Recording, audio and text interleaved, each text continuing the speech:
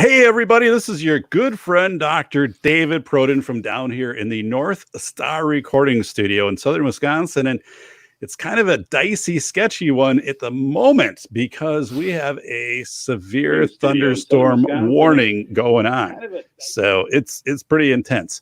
But yeah, that's just the way it is here on the Safety Doc podcast. You got to deal with stuff like that. That's why we record from the bunker for maximum security 99.8% of the time. Hey, today we have Philipp Heinrich from Germany. He's going to be on. We're going to have him on just in a moment, but a few things. One is let's talk about the show. We have some partners of the show, the 405 Media out of Los Angeles, California, the 405media.com, syndicating this show 2 p.m. PST daily out in the state of California, the city of Los Angeles, the 405media.com. Also, Rooftop Life Rafts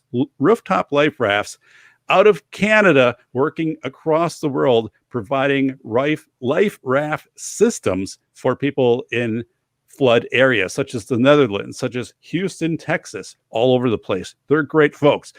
Innovative. You're going to see more about their work, especially as we get into hurricane season here in the United States.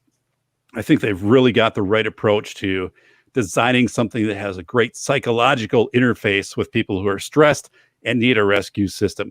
Hey, please subscribe to this channel. I appreciate it. Our viewership is increasing, and this is really the primary delivery of the Safety Doc podcast. It's always on audio. You can go over Podbean, Apple Podcasts, Spotify, places that have podcasts, and you can find it too. But this is really the main place to get it. And then also a thumbs up. We already have some in there, but if you can give a thumbs up to the show, that is greatly appreciated. So last week's guest, Larry Lawton, America's biggest jewel thief. So Larry Lawton has the fastest growing channel on YouTube. So that podcast is out, and you can go in to safetyphd.com, read the entire blog post, link out to Larry's channel, link out to his program, the Reality Check program. And it's amazing, right? Because, Larry was in some of the toughest prisons in America, Atlanta, where every day was just about survival, and just a great guy. So check out that show. And, we continue here at the studio. When I say we, it's me and the 9 ghosts that happen to haunt the studio right now, but they're friendly. So, it's okay. If you see things in the background, you don't have to email me because, yeah, they're all happy spirits, which do like the show. I'm kidding on that, right? But I continue to have people contact me. Phenomenal guest for the show. We talk about Larry Lawton, and this week, Phil is on the show, security expert, in Germany, just so in tune with situational awareness, with face validity. I followed his work for quite a while and contacted him and said, I need you on my show. And not only on my show, but I need you to help inform the book that I'm writing right now, The Velocity of Information. Hey, we talk about book, and we're going to get Larry, or we're going to get this book over here. It's my book, School of Errors, Rethinking School Safety in America. It is hard copy. You can get it on Amazon, Barnes & Noble, places that sell books, countries that don't ban it. You can get this, right? $30. It's less on Kindle. It's in libraries, things like that. But yeah, the first chapter, how thinking about a bagel can get you through the worst of your life. It's heavy on chaos theory, how to recognize that you're in chaos, how to function once you're in chaos. Hey, today's guest, Philipp Heinrich. And I know, Phil, I'm probably not getting the last name right, but you're the guy. Okay. So Phil is an entrepreneur, security instructor, weapons trainer in Germany. He started his career in security as working as a night watchman while attending university. After working in human relations and studying business psychology, he decided to become an entrepreneur at age 24 and sold his business 3 years later. Returning to his passion of teaching security and weapons training, he is now working as a security instructor and business consultant. So today we're going to be talking about face validity in Germany. What is Phil actually observing in Germany? We're going to talk about civilian propaganda campaigns, situational awareness. Philip worked as we would say in the U.S. a paramedic, and then also in a capacity supporting, like a fire department kind of like a technical expert, measuring finite voltage. This will be interesting too, because we talked about this yesterday, and then I did a search for it, and it was completely scrubbed from the internet. I couldn't find it, and it's a premise that I talk about quite a bit. Thankfully, I have the actual documents about it. And then also, we're going to talk about, hey, what prepared Phil for the year 2020 when we have the coronavirus pandemic, the lockdowns, the perpetual lockdowns, of civil unrest. So, Phil, welcome to the Safety Doc Podcast. First of all, I was going to do this intro for you, but I think I'd get an echo. So, it doesn't. Oh, wait a second. Here we go. I think I'd get an echo. So there, I had to do it for it. And I'm still working out the soundboard, man. The studio is just crazy with that, So the Safety Dot Podcast, at some point, we'll have it. Phil, welcome to the show. Oh, thank you for having me on. Very, very nice introduction. I like it. All right. I really like it. I'm a little bit flattered by this. Thank you. Well, I'll tell you, so Phil and I talked yesterday, actually, and this is a page of notes I took after or while talking to him. Now, the problem with the Safety Doc taking notes as I'm doing this is I'm looking at these later. I'm like, what is this? What did I write here? Because my handwriting is pretty horrible, so I'm having to do this little deciphering type thing. And we have a little bit of a joke, because Phil was talking about a concept of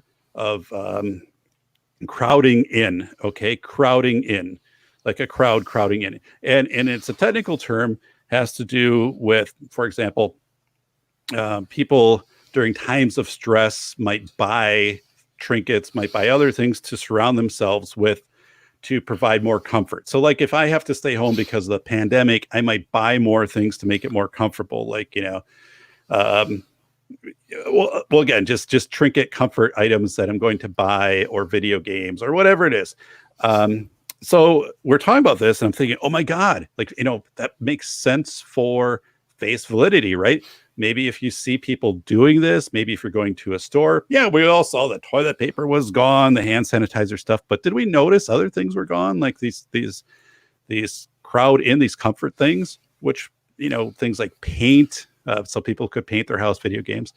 So I went on last night, and I'm trying to get a little more information about crowding in. I couldn't find any. It was all from a fiscal perspective, because there is a finance term of crowding in and then crowding out. So I got a hold of Phil, and I'm like, where is this magic information? And as he indicated, it does exist, and he provided some other links to it. But then he was talking about finite voltage, which is a term I use a lot on the show. And then he said, finite voltage is kind of hard to find on the net. And so I go on, and it was for me, like I talk about it all the time, 200 days of studies during World War II, and 200 days for soldiers before they kind of have a mental collapse, or they captured, or something like that. And I couldn't find it. And I remember when I was writing my book, it was kind of ubiquitous. Like I could do a search, find 5-6 references to Dr. Apple, and now it's kind of scrubbed. So I think we're like the knowledge on the internet, it's like, grab it now or buy the books, because it's gone. So, oh man, but Phil, thank you so much. So tell us about face validity. What are you observing right now in Germany? Well, it's very rapidly changing at the moment, because every day there's new news. So some minutes ago, I went to the store, which is just around the corner, and we have even now with the crisis, they want to give us some new kind of stimulus. They give us a little tax reduction on everyday products. So it is valid at the 1st of July. It will come. But today I was in the store, and actually you could notice many things there. There were a lot of trinkets were there. There were like little Lego sets, little Okay. Star Wars or branded things. They usually come up to certain periods of the year. For example, in the Easter time, they come in the Christmas pre-Christmas time when there are a lot of gifts. Now it's they have these, and they have special offers like bikes, Christmas like things were there. It's not Christmas ornaments, but the gift things were there, and it was crazy because it was a grocery store, and there were all these special offers, like the electronics store, for example. They offer 19% off. It's very good. It's once a year, every Okay. turn of the year. So when they get rid of the clearance things, it's the same right now. There's sale after sale after sale in any of these shop situations. So So what do you think? very What's very causing crazy. that? I mean, is it because people aren't buying, or is it? Have you not seen this before, like this time of year? What do you think No, is causing no. that right now? It's I guess it's a combination of things because people had some kind of stimulus checks. There was some Ah, okay. small businesses gotta fix some. They got some. It will end, and some things were postponed. For example, if you were on a loan, you had the chance to pay it back later. This is ending right now, but there's a new kind of stimulus. If you have a kids, you get about 300 euro per household or per kid, I think. I'm not sure about that. And I think there's some correlation between that, so that if you got 300 euro, you might invest into a new Nintendo Switch, which was Okay. sold out.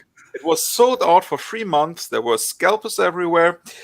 And very interesting thing, every trinket, handheld, gaming device, or even laptops, it was impossible to get refurbished laptops. It was impossible. There was no chance. And right now, not to mention any conspiracy, but very good planning. When they get the delivery, they get the money, they can immediately spend it on what? On those things. Very interesting. Also, I must Yep. tip my hat to many online learning schools. They had 40% off. The best time if you want to start any online learning or some online business, it was now or never. It What? was crazy. You were sales everywhere. So I think you were telling me yesterday the government was actually providing like training and would pay people for computers, for Yeah. hotspots, whatever, to start up a digital. And that started actually about 2 years ago, right? But with coronavirus now, it's been rocketed forward. So part of this actually dates back 2 years in Germany. Yes. There's like how could you say, digitalization pact is there, because it was our companies need to get one step forward into the future. And let me think.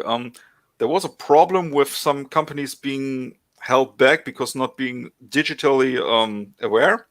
There were no real internet sites, no social media, nothing. Very interesting. Oh wow. So they, how could you say, it was a stone age. There's nothing. We had the best. They say we have the best technology. It's all great, but there was no social media page.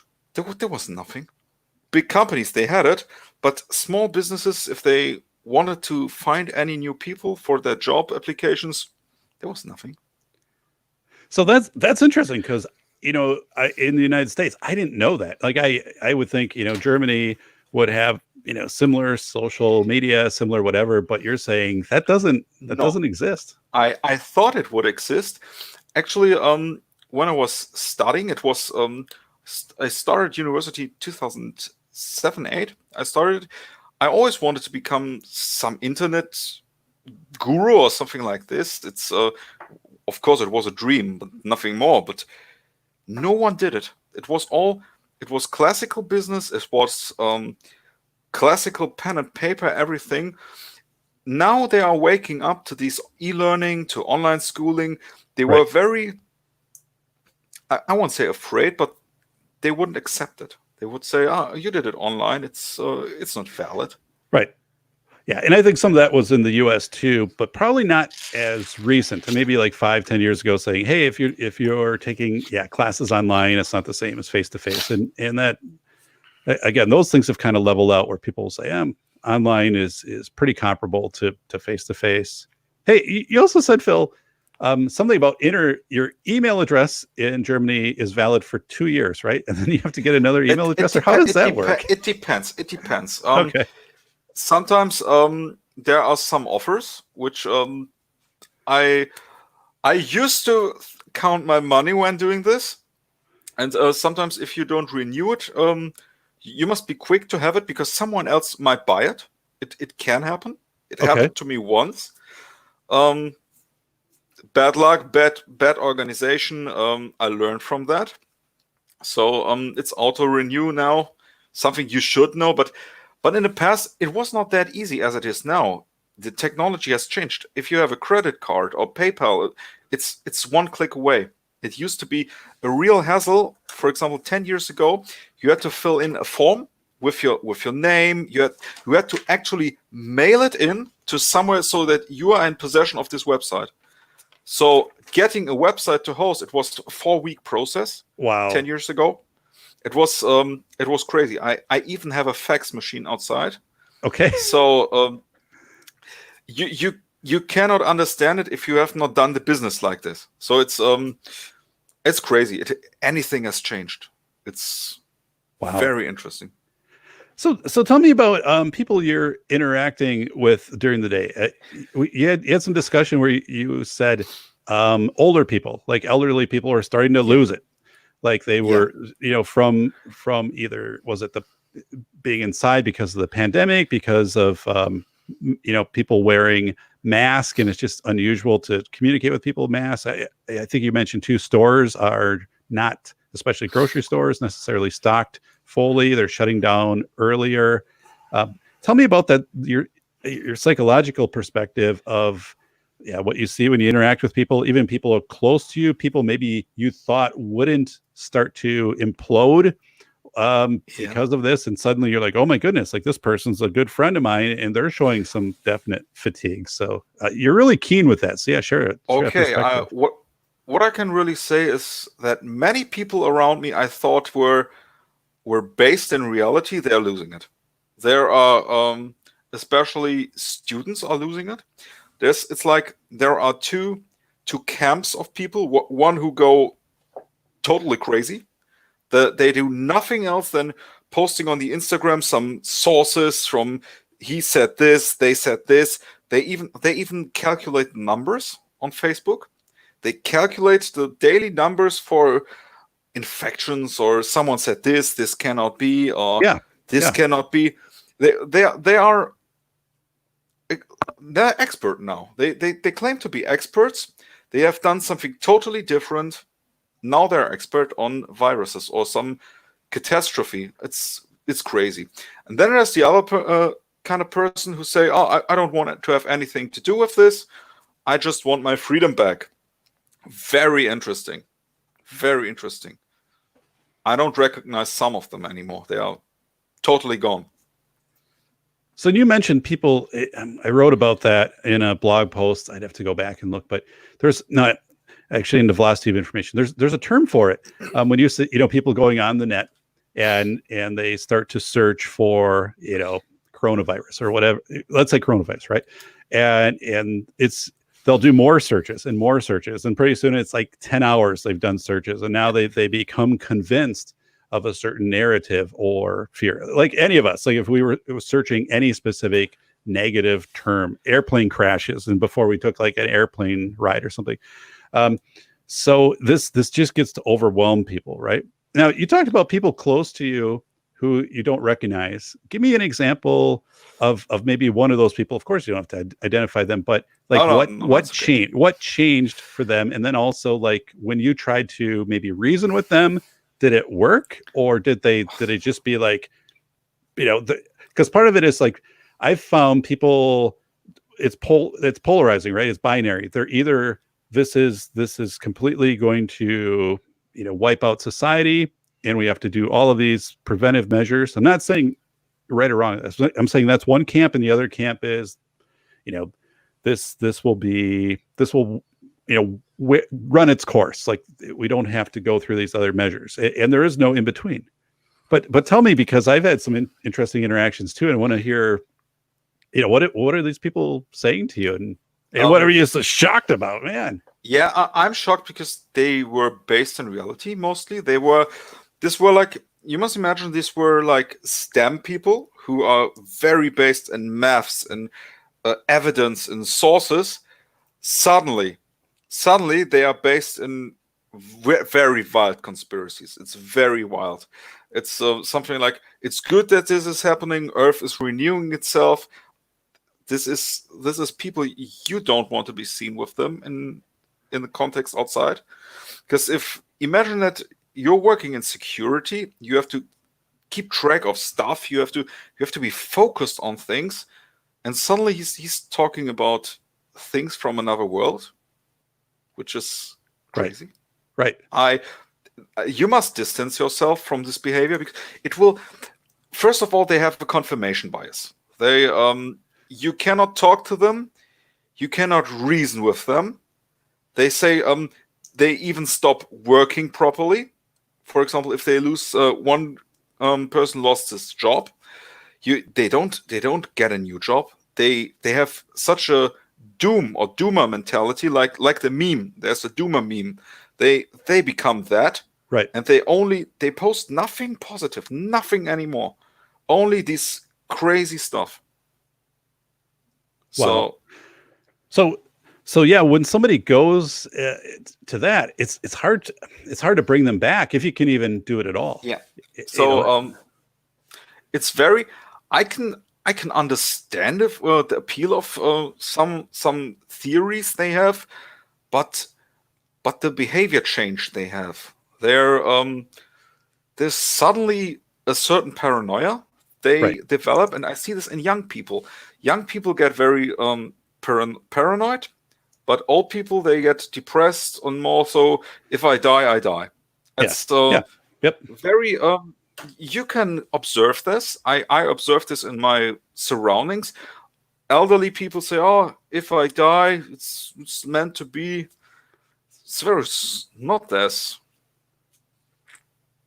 I cannot describe it. And younger people saying, I guess maybe like, I'm untouchable. I have youth going for me, a stronger immune system, and so Phil, tell me about this. Tell me about grocery stores. I mean, you sent me a picture from a grocery store, and a lot of things were gone. I mean, it was empty, and then it also closes early, and also this where this what's happening right now is there's money for training people to get them into careers and things like that, and people saying no, thank you. I don't want to do that, which is obviously perpetually you can't have that, because things have to be manufactured, bus routes have to go on, but this weird philosophy of a number of people of saying no, I don't want to participate in this, even though you'll give me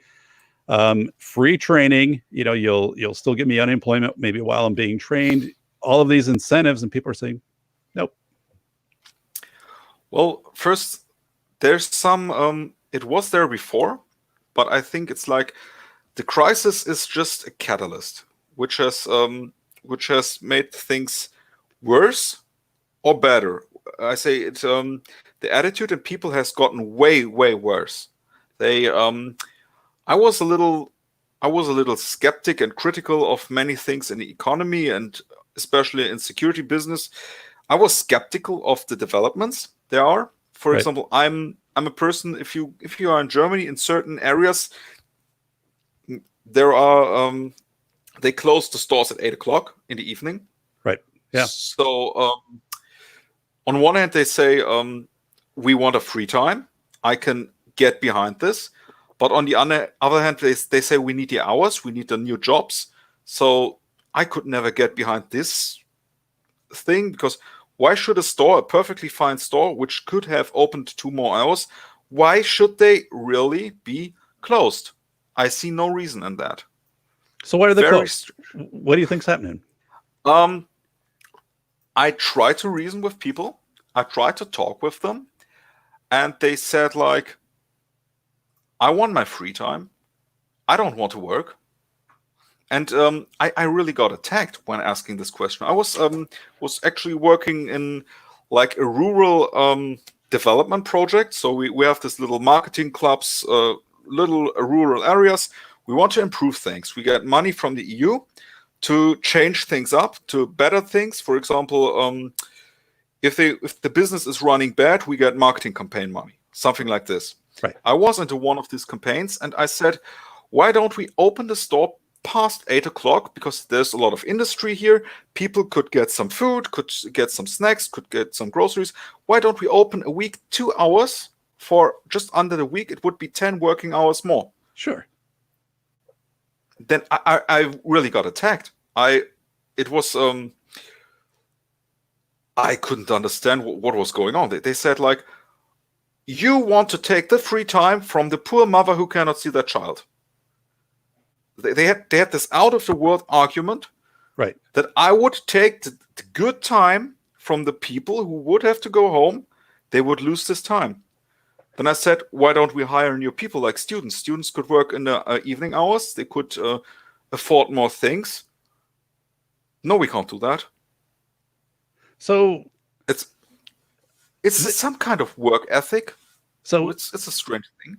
Yeah, so it's weird. It's been there before, before coronavirus, and I guess civil unrest, which is maybe just entrenching it more. I'm going to take you back to a story you're sharing with me, February 28th. Okay, so in a context, February 28th was really about 2 weeks before here in the U.S.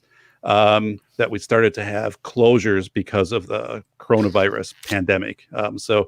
It was really the middle of March when we had our sports leagues, professional sports leagues shut down, Disneyland, Disney World, things like that. But back on February 28th, you were participating in a training of supporting, firefighters. And you're talking just about best practice things, not even specific to coronavirus, but best practice things specific to, wearing a mask, because when you have a hose and, it used to be a fire, it depends on, your suction, where you're getting water from. I always laugh because if people ever knew, like these kids who get under the fire department will open up a hydrant and the water comes out. If you really analyze that water, it's all rusty and high flow stuff. It's just disgusting. But you're saying, there are things people should do in general, just as best practice for safety, and you're getting dismissed. And this isn't even you trying to say, hey, there's coronavirus out there and we should take these extra precautions, but just typical things. And then, of course, a couple of weeks later, coronavirus. But give me this your perception of mentality, even in your safety systems, how people just fatigue these, or they don't take them as serious as they should. Yes. Because that was an amazing story. So take us back, February 28th. So, we were doing this drill, so just to have some pumps checked, or to train new people. And I'm the safety guy there. So it's nothing special, nothing too high, but some additional safety points, or some additional points keeping the compliance of the law, for example, like not driving through potholes. You have to tell that to some people. You have to tell some people, do not take every pothole. So there was it is what it is. So I was just suggesting, hey, we got some additional budget. Why don't we buy the mask? Because last year we had this big paramedic training, and there was artificial blood.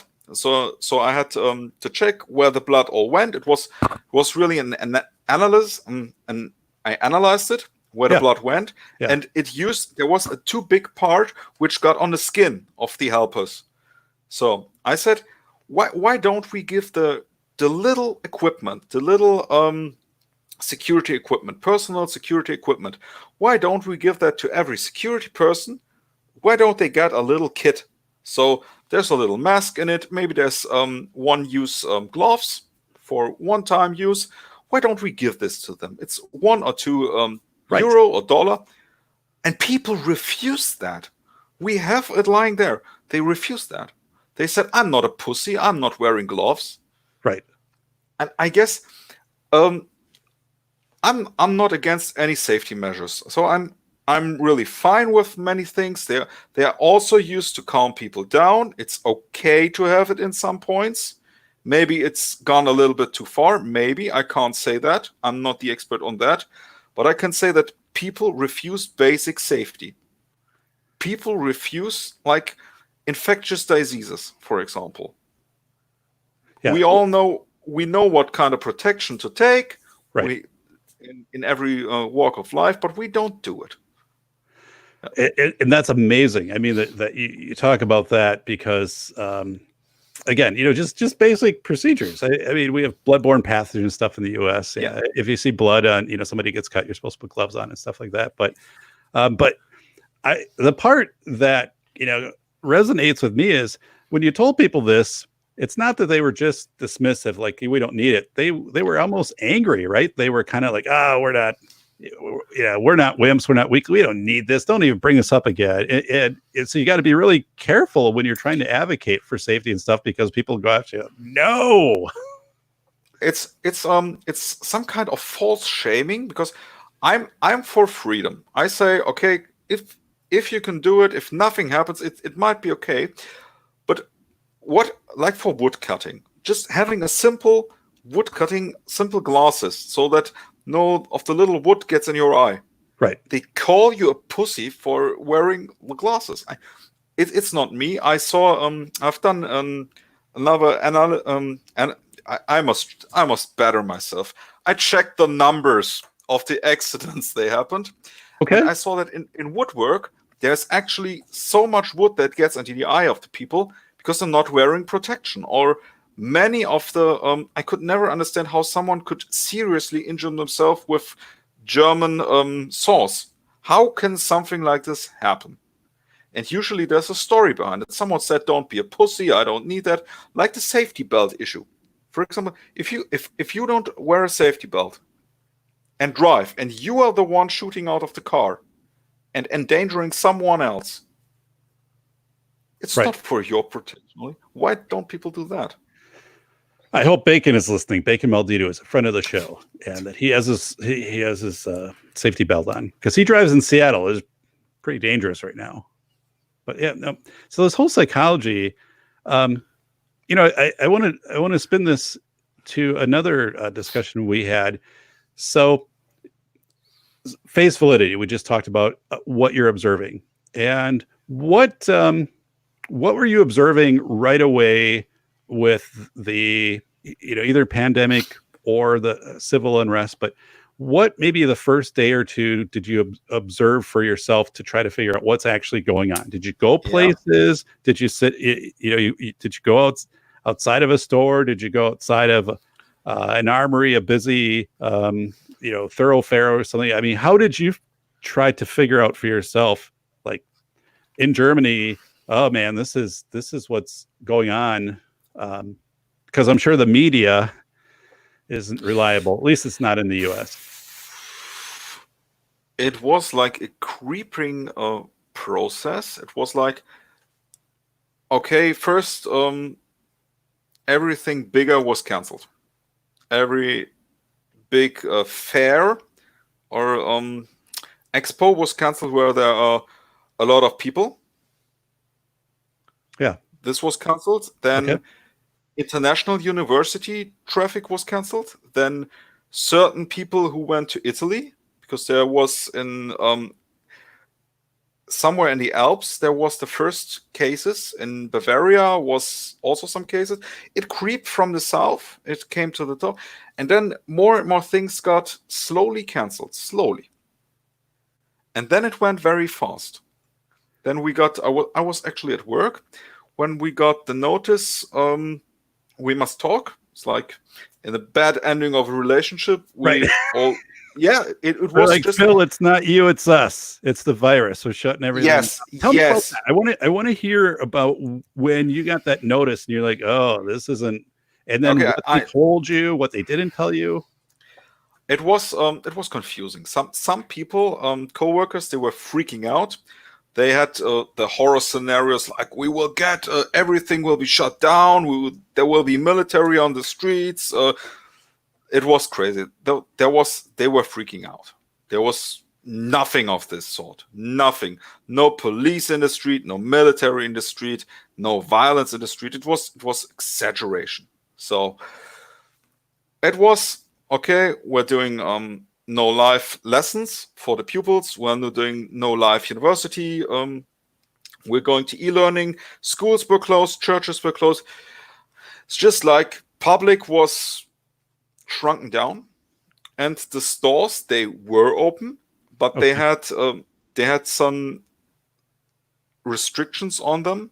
In the first week there was nothing, but then you had to get a shopping cart.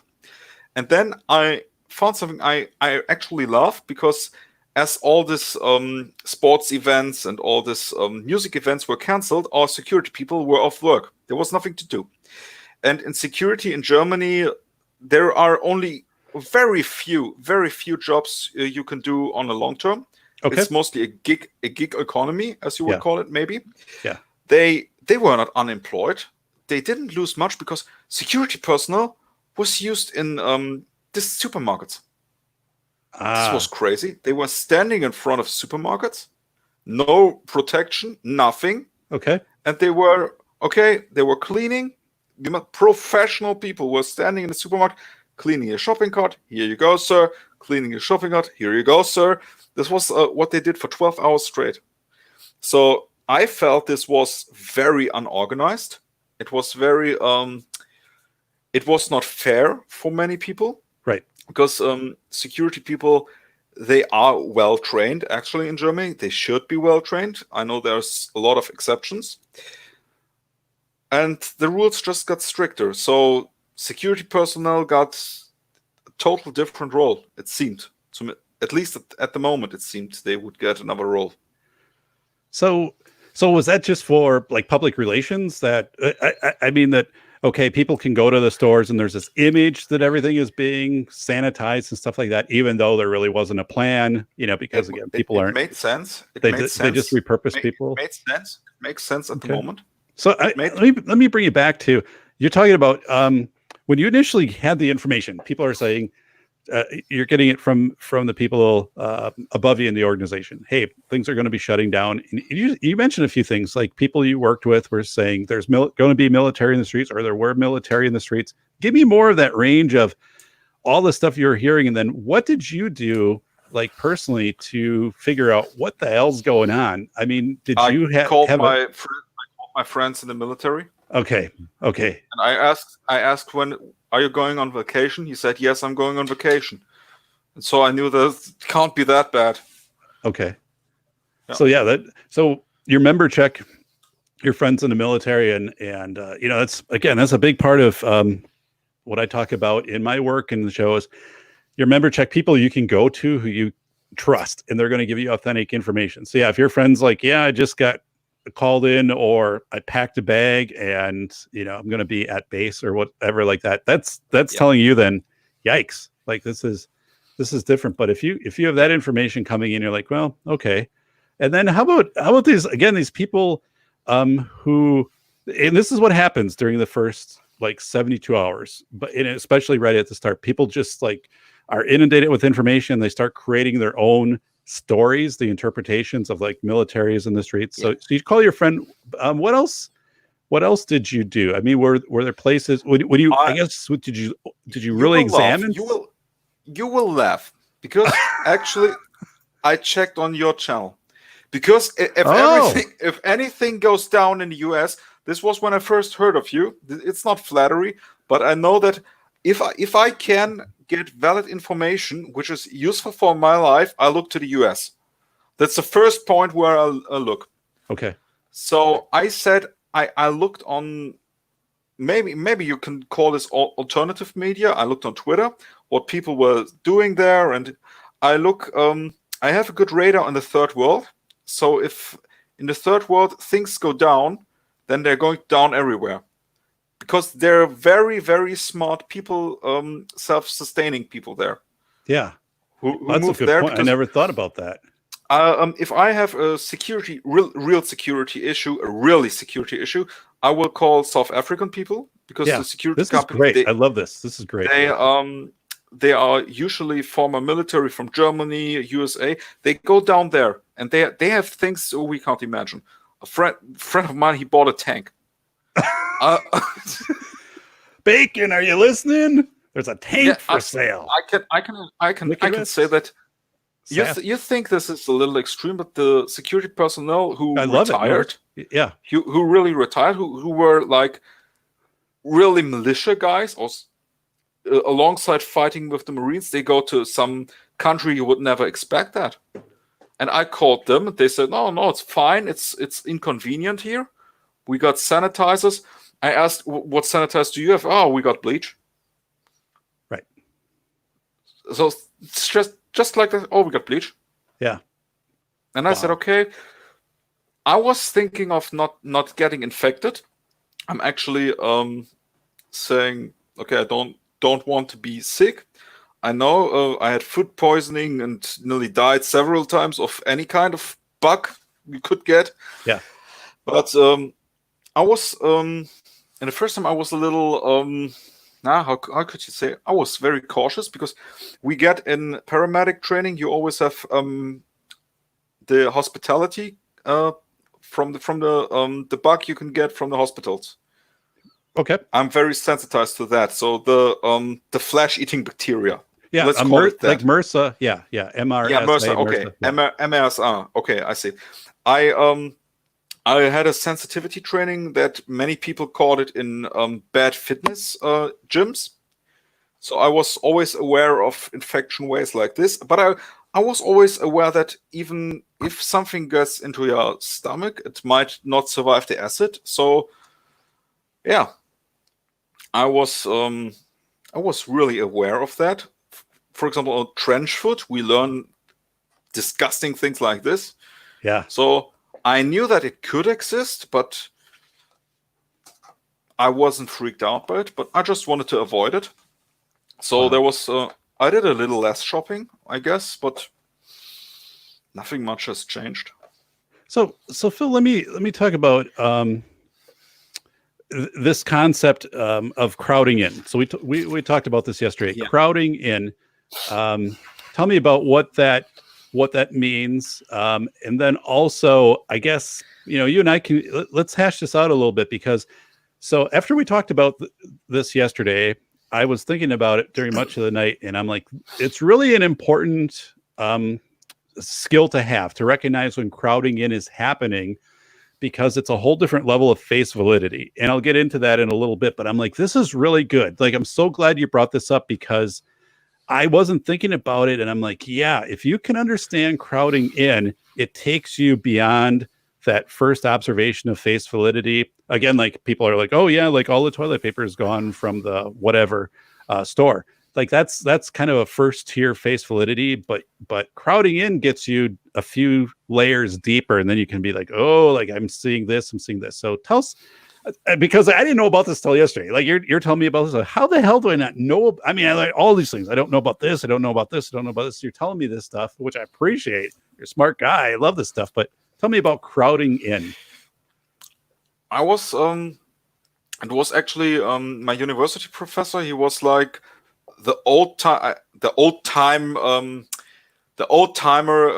investor, the asshole. Sorry, I'm not talking about this. No. I'm talking about my old professor. He was like this old money-hungry entrepreneur. That's also inquiry, but yes. No, Phil, okay. We just got it. I love it. I just love it. I got it.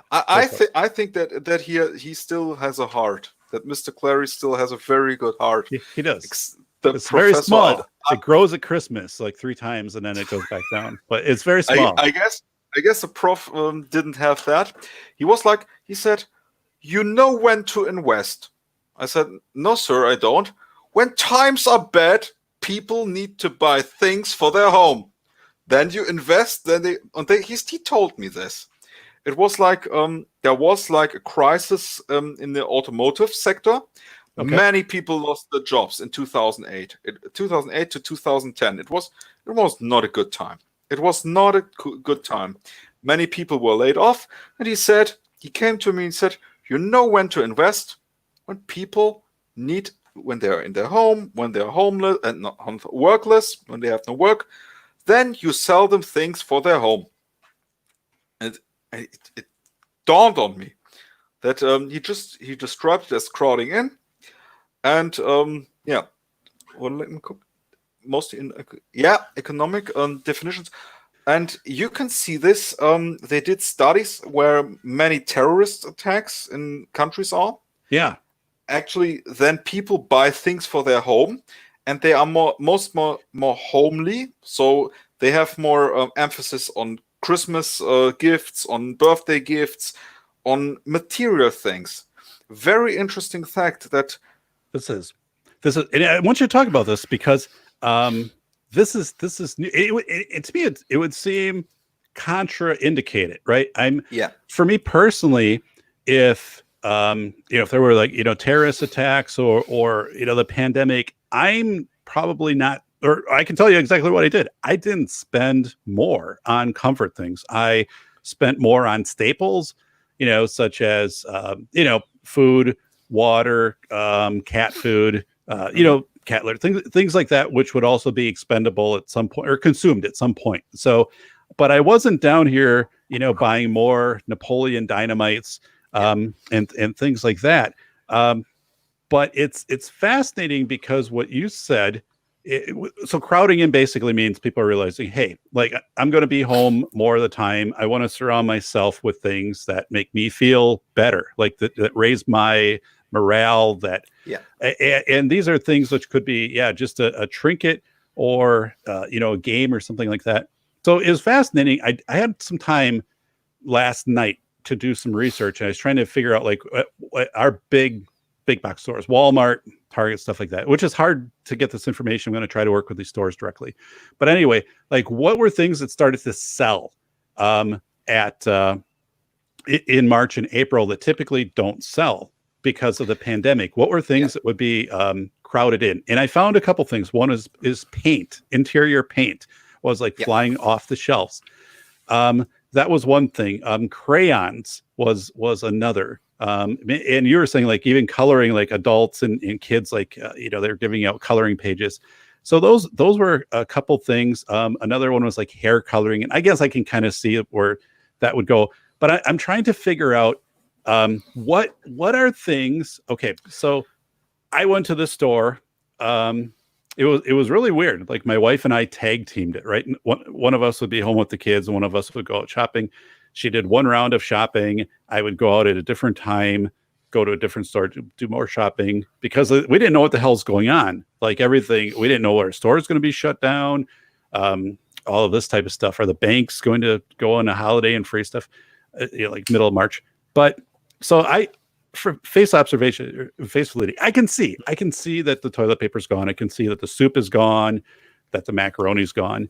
But I didn't start to perceive until a couple weeks later as I was going through some of the other aisles, hey, the paint's gone. Where the hell's all of the paint? And I think there's a real knowledge here that if we can figure out these crowded in things, what are other things that are missing? Like rubber bands, is it yarn? I mean, things that you absolutely don't need to live, right? They're not staples. It's not scarcity. That's another thing, this whole thing of scarcity.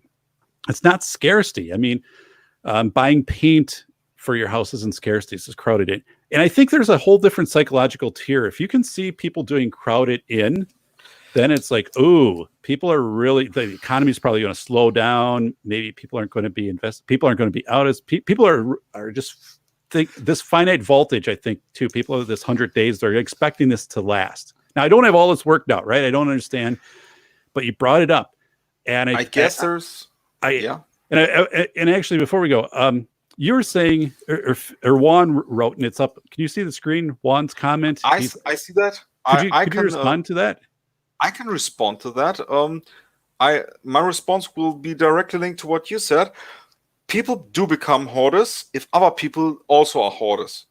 I think this whole situation in the economy, it's a combination of many things. First, if people are down on, if they are depressed, they need some joyful hormones, some joyful actions in their brain. For example, they need the buy action to have the satisfaction again in the brain. But also, they want to be parts of something. If someone else buys it, you want to be part and not miss out on that. So actually, you do become a hoarder. It depends on what.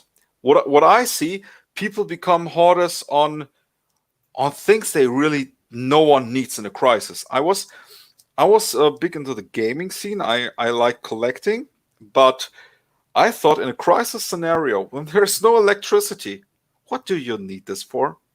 You can only play your consoles if the grid is fully working. For example, if like the PlayStation and Xbox and PC, they require, most games are live services. They require permanent internet. So there's no sense in hoarding that. But what I saw in that, people start hoarding Pokemon cards or old games. You're talking about that. Yeah. Old games, but even look at Netflix. There's a show, The Toys That Made Us. This is exactly what you see. People are buying Masters of the Universe figurines with the packaging. They fly off the shelf in games. So I don't know. I never saw this craziness. I knew toy collectors, but what I saw the last time, you have Toys R Us, they went bankrupt and they were replaced with Smith's Toy Store. I don't know if they are at your Smith's too. So we replaced them here. They rebranded it. And I went to that store just for fun, and people were loading it. They were loading it with toys. Unreal. Yes. And this is happening during this pandemic, civil unrest, and all of this type of stuff, and people loading what up. He's writing, what he's writing, alcohol. That's another thing.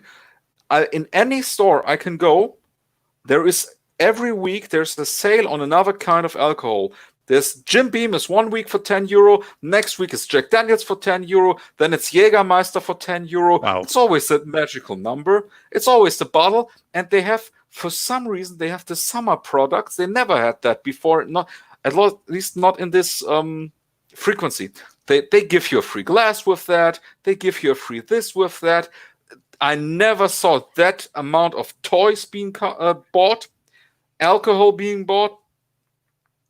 I never saw that. But you don't know Mictibus, our good friend here, A&W Boilermakers. That's kind of his thing. He's a regular, good guy. So what do you make of this though? So you're saying you haven't seen these things, and these I would say are crowded in type things, right? Alcohol, yes. the video games. So what do you make of that?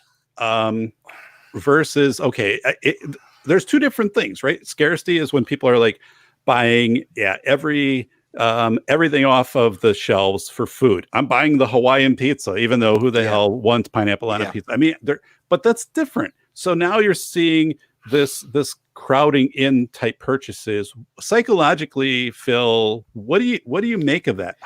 What does that reflect of people? What are they thinking? Because I can understand scarcity. I can understand somebody saying, listen, the stores might be shut down. They might be only open 4 hours a day. With coronavirus, you might be limited to 4 people in a store, and people are like, holy Christ, like I gotta get supplies for my family and stuff, and they're doing. But this is different. What does this tell us? I think it's a coping mechanism. Okay. Coping. It's like tapping into the most basic biological needs, and like we have the Maslow pyramid, right, which motivates people. I was talking to a friend today that people, the basic needs, they get food, they get fast food. I see lines outside McDonald's. I never saw that line before. Never. McDonald's actually was going out of business in our area. Unreal. No one. Yes. The McRib is back. Wait a minute. McDonald's was shutting down at 22. So at 10 in the evening, they were shutting down. Right. Now they're open until the morning hours. People buy, they get it delivered. Subway is delivering. Subway's, I see the Burger King car. They have a delivery service now. They're running like crazy. people are getting fast food. They're getting fatty foods. It's an indicator for depression. If you crave fatty foods, people are buying plasma televisions, and then not plasma. Oh, come on, that was 10 years ago. They're buying the big LED, like the big screen things. LED, the 4K and 8K televisions they can't afford. It's crazy. I remember that I was always a little tech guy. I was wasting money on look at that PVMs. No one needs that. I was wasting money on something like that, and now I see people who buy televisions and they buy the PlayStation Pro. They buy anything. It's crazy. I never saw that. They buy new cars. So tell me, and we've got a great thread going on here, with Juan Mixbiz, awesome. SAS. So and again, I'm trying to get you to figure out something that's going to be an entire thesis of multiple people. But what do you? So you're observing this, and again, this is great because again, 2 days ago, I had no idea to look beyond the scarcity to these other things. Like here, for example, one thing I'm going to do is I'm going to contact the major retail, like our Walmart, our Target, things like that, and try to get a hold of someone to tell me what were 50 things that sold in.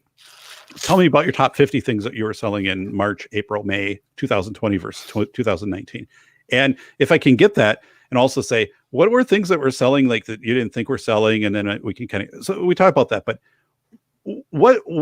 how do you apply this? How, if you go in and you start to see these things that are selling, these purchases and also these luxury items in a time when it doesn't make sense because we're in the middle of a pandemic, there's civil unrest, and I guess, what are you reading into this? Is this like people are just completely ignoring what's happening around them too? Is it people are so fearful that they're reaching out for these comfort items? I'm trying to, I think there's some real useful anecdote here. I think there's some real useful reconnaissance to do this. And I don't know what it is. We'll discover it. Like, we'll work on it. We'll figure it out. But I'm like, Christ, people go back to this podcast and be like, look at Phil and Dave. That was the episode where this started, the whatever theory, the Phil and Dave theory. I said grandma's asparagus. What's grandma's asparagus? Asparagus, yeah. Asparagus. So it's good stuff. Yeah, I don't know why. I have a sweet spot for elderly people. You can't be mad at them. They are just grandma. Let grandma do what she wants. So let grandma have her asparagus. I went to the store, and asparagus is 1 kilogram. I don't know what this is in human measurements around with you. It's not much in the civilized world. I think you don't have kilograms. It's not much. If you have this asparagus, it's like 5 sticks or something. It's not much. It was $12.50. $12.50. Okay. You can get a lot of things for $12.50. A lot of things. Right. People grabbed the asparagus. They grabbed it. People grabbed for 6 or 7 euros strawberries 2 months ago. They grabbed it off the shelf. And you must imagine, poor old grandma, she has 800 euros to live. 400 or 500 euro might be rent. Okay. So she's really on the edge. But she's grabbing this. She's grabbing the fatty food. She's grabbing the bad things, which will make her heart stop. It's a very interesting thesis. For example, they did some studies with people who have diabetes that you don't say anything because you think they're going to die. You say, let them have their fun. Let them have that. Okay. And this is what I observe. So you think that's happening? You think it's happening? Yes, it does. It does. They look at a shopping cart. It's filled with very high luxury items, luxury food, but it's very expensive. I saw them buy fish for 30 euros. Who buys fish for 30 euros? Right. On the market? Most I pay is 28. Ever. You're laughing for one person. Most is thrown away anyway. I know. You're right. You're right. or I saw them. It was crazy. I was at a friend's house where we were working on some technical things, and we went and we needed to get some cables, and people bought flowers for 90 or 100 euro. You must, grandma, she can't push her cart. She pushes it in flowers for hundreds of euros, and you can be sure that they don't get much money. They don't have anything saved. They look like ordinary people. I don't know what effect this is. So what do you, and then I mean, we'll move on from this, but so you're seeing this, which is great, because in face observation or face validity is, I want people to say, I observed what you're doing right now. You're like, I observed this. And also your member check, network that your friend in the military and so forth. So when I did my shows about face validity, I was talking more about maybe scarcity, and then also maybe, like going out in front of the hospital. We have a hospital here, and they had signs, this is the entrance for respiratory issues, coronavirus. And I'm like, there was nobody out there. I took some pictures and waited and things like that. But I never thought of things as you're talking about them right now.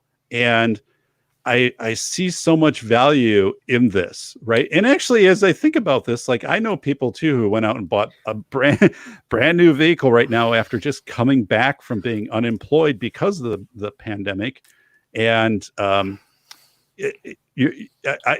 lawnmower, the lawnmower place, so I get my lawnmower, service and stuff like that. So I was talking to the guy, and I'm like, yeah, business must really be tough right now, right? He's like, business is great. Like, people are buying lawn fertilizer like through the roof and all this equipment. I'm like, wow, like, with whatever 20% unemployment and possibly new lockdowns because of increased COVID cases, I'm not sure I'd be spending $50 on lawn fertilizer. But again, I think, and Mictobus wrote about it and some others in the chat. Are we in this point where people, this is a self similarity, also kind of like this Taurus, like they try to force a similarity. Like, I fertilize my lawn every year, and if I do that, that's kind of something that's more similar. It makes me more comfortable to do that than not to do it. And maybe I kind of did that too. Like, I did some things that's maybe seem contraindicated. Like, I fertilized my lawn, did a lot of stuff. When I'm looking at the big picture, I'm like, oh, I don't know if that's not as important as XYZ, but there's a classical question. What would you buy if there was really a SHTF scenario? Right. What would you buy? What would you buy? In that moment, you can't think clearly. You have to rely on someone who has the knowledge. For example, there was a time on Amazon, they replaced it. It's not there anymore. I checked that. There was like lists for so-called bug out bags. They're gone. Right. No one really does that anymore. There was like this big craziness. It was like from 2002 to 2018, I guess, in a security scene where every security personnel, I said, they had a paracord. They said, all for any cases. I see no one wearing this. All for also survival knife for any case. It's crazy. This has gone away. These pseudo preparedness, this I'm going to fight in a Mad Max like scenario, it's not here anymore. People, they're not preparing for the worst. They're preparing for a time when they're unemployed. That's crazy. I think we have never seen this in our civilization before. Right. Because we have a threat. We have a real threat. But it's not an atomic threat. It's not an enemy threat. It's a threat you can't see. And if you don't know it, you create something. That's human nature. I guess. Well, you talk about creating something, and two things. One is the chat is awesome today. Chat is absolutely phenomenal. Thank you so much, everybody. Sabrina in the chat wrote about bicycles being the new campers. You can't buy any without waiting half a year. Sabrina, if you could. I know her, I think. She's usually not in the chat. If you could write where you're from, I'd appreciate that. Just to, I mean, which country or which state. So, but I've been biking. I'm a bicyclist. I love to do long treks, and I called over to the bike place. I needed to replace a helmet and some biking gloves and stuff this year, and And they're like, get in here because like everything is gone. We can't keep anything in stock. And thankfully, I had to schedule an appointment. This was before everything was open and they met me at the door and stuff. But I walked in and I'm like, oh my God, like your stock is just like picked over like bikes. And I got what I needed. But they said, yeah, everybody was, going for bikes. They were just flying out the door. So, I mean, oh my God, it's just crazy. So yeah, I don't know where the hell I was going with that. I was talking about bikes, but it's not. No, it's not. It's not just bike. It's every sports equipment. Sports equipment. There was a German reformer, Martin Luther. He was reforming the church. yes, He had a saying that there was something called Ablasshandel. It was you could trade money for your sins. So from the church, you pay the money. They gave you a waiver where they said there's no sins. Bikes and any sports equipment is the same. You give the money, you get a sports equipment for your home gym. You don't ever use it. No one uses this. It's just a small percentage. But people are home. They're getting fat. They're getting bloated, right. And they're buying these things, and they are sold out everywhere. There is garage sales. So many garage sales going on now with sports equipment. The prices are going through the roof. It's crazy. A home gym, you spend twice what you would have spent. People threw this away. They threw away sports equipment. Now if you buy some weights or something, you pay yourself crazy. And this is something people want to feel good. People, like you said in that video with cognitive offloading, right. I guess in our brain, there is something, not only cognitive offloading, there must be something similar to emotions. I don't know how it is called, but I think if you have a problem and you pay to have a solution or a pseudo solution, then it's fine. I guess that this is something we're seeing. For example, buying sports equipment. People buy it like crazy. Wow. Hey, so let me ask. Back on September 11th, 2001. Okay, the attacks, terrorist attacks in the United States. Yeah. You were in Holland, correct? You were in Holland when that happened. So, tell me about we're going to get into the velocity of information. Well, how fast information travels. Back when that happened, what were you hearing? What did you hear was happening? Because I know, you're hearing things that weren't authentic, right? You were hearing a whole different narrative. So tell me the narrative that you heard, and then again, how you actually found out what was going on, and then today, I guess what you learned from that, of how you would apply that again today, because there were a lot of crazy things going on. So let's go to September 11, 2001. Phil is in Holland, and the terrorist attacks are happening in the U.S. What are you hearing? It was like we were on a school trip. I was a schoolboy then. I guess it happened in the morning hours, something like this. And during it was a time of relative peace. So there was no real internet. Internet was Wild West. So there was no information sites like this anymore yet. So you only could believe something if someone told you, or if you had a news magazine. If you read it on a magazine and heard it in the radio, it was true. This was the only way you could know. Okay. We were sitting at the table, food, and there was some kind of tension. They said the disco for this evening, it's canceled. I said, okay, some technical difficulties. Maybe I could work on that. I even thought about fixing anything, because we had some tech-savvy guys there. And they said it's canceled because there was a terrorist attack. This was the first time I heard the word terrorist attack. I never heard. No one heard this. We couldn't cope that. We never knew what's terrorist. What's that? We know there was some terrorists in Ireland, but I checked the news yesterday. They never said terrorist. They always said bomb assaults. They always said it's bomb. They never said, prior to 9/11, they never said in reports terrorist. They never said that. And we were told that there were terrorists running around with guns in Times Square and shooting people. It was. I said, how? I was a child then. I was, I guess, 12, 13 years. I couldn't cope with the situations. The girls, they were crying. They were painting pictures. They painted a picture said in memory of the 100,000 people who died. Holy smokes! Because the teachers didn't know how to convey it. They had not the power to tell us what was going on. There was so much craziness that everyone ran off to the phone, called the parents, because they were in fear. And I saw my teacher crying. She didn't know. So again, they're only getting this from the media. I don't know. There was no media for them. That it was. They got some information on the telephone. One said this. One said this.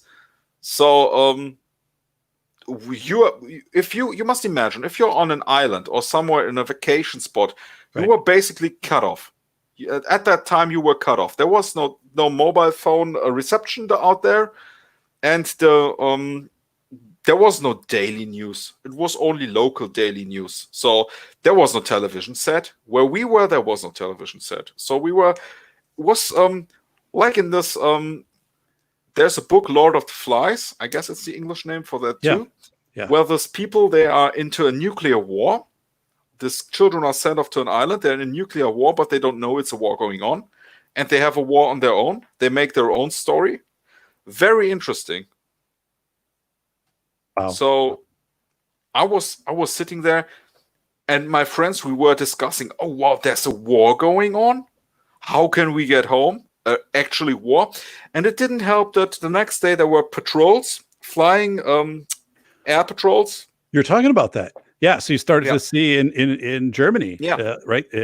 Not only Germany, in the Netherlands too. Netherlands, right? These military flying overhead, and it was something very unusual for the times, right? Yeah. Wow. So, let's talk about how did that experience prepare you for right now? With what's happening with the coronavirus, with civil unrest, because we know this is not only U.S. but worldwide. What things did you learn about from watching this velocity of information again? Where at September 11th, people are telling you 100,000 people are fighting and things like that, and because there's some. Here's the reason I'm getting at this. So it's called the transference dynamic. I wrote about it in School Affairs. Transference dynamic means when you're younger, like when you're school age, what you experience in times of like crisis events, things like that, and just through the media, that will manifest later during a crisis event. And here's how it worked, like on September 11, 2001. People were 41 years old, the average person, rescued off of Lower Manhattan Island in New York, 500,000 people in 9 hours. And it was a very successful impromptu rescue. But what they did is and I worked with the city of New York City planning department on this. We look back at the people who were rescued, and people grew up in the 80s. What was happening in the 80s? And one of the things that's kind of weird is movies like Rocky IV, Sylvester Stallone, fighting the Russian Drago, and Rocky's the protagonist, Drago's the antagonist. But it was this whole thing of like stoking the fears of the US versus the Soviet Union. So when people are growing up, I'm growing up, I'm watching this, you're thinking, if we get attacked, the government's going to come in and help us, right? Like there's this evil empire, the Soviet Union. So when people are going, the US is attacked, they're working in Lower Manhattan, they're going to the harbor, and they're thinking the government's going to send this force in to rescue me, which was just actually a bunch of kind of ragtag boats that did a phenomenal job, these captains. But yeah, tell me about how you think that experience it impacted or shaped how you are responding right now. I see that not every information is true. That you need to know how military and how warfare works, because I remember that there was a war on terror. There was a whole media build up to this. It's like, remember that television events in the 90s and the 2000s. There was a whole build up the whole week. This is going to happen. This is coming. This is the big fight. And before before the Afghanistan war, there was something like this. There was like, he said he's going to attack. Okay. And in Germany, there were debates if German soldiers should join or should not join.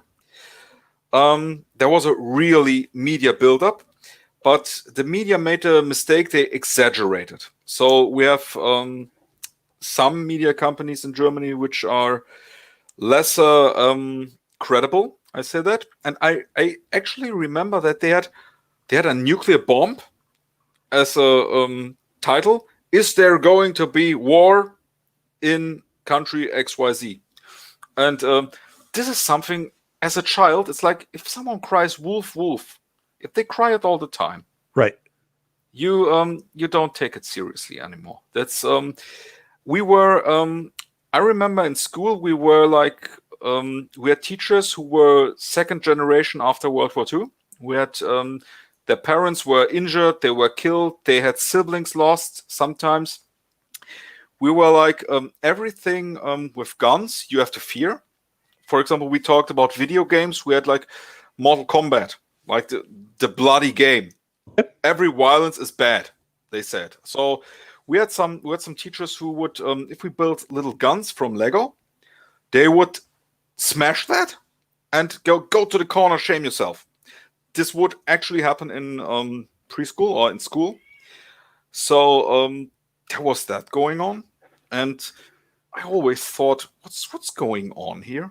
And then so you had a high level of censorship that is I think happening right now in the U.S. Like, and I not only think, I know it's happening right now in the U.S., but you experienced this as a kid, like growing up.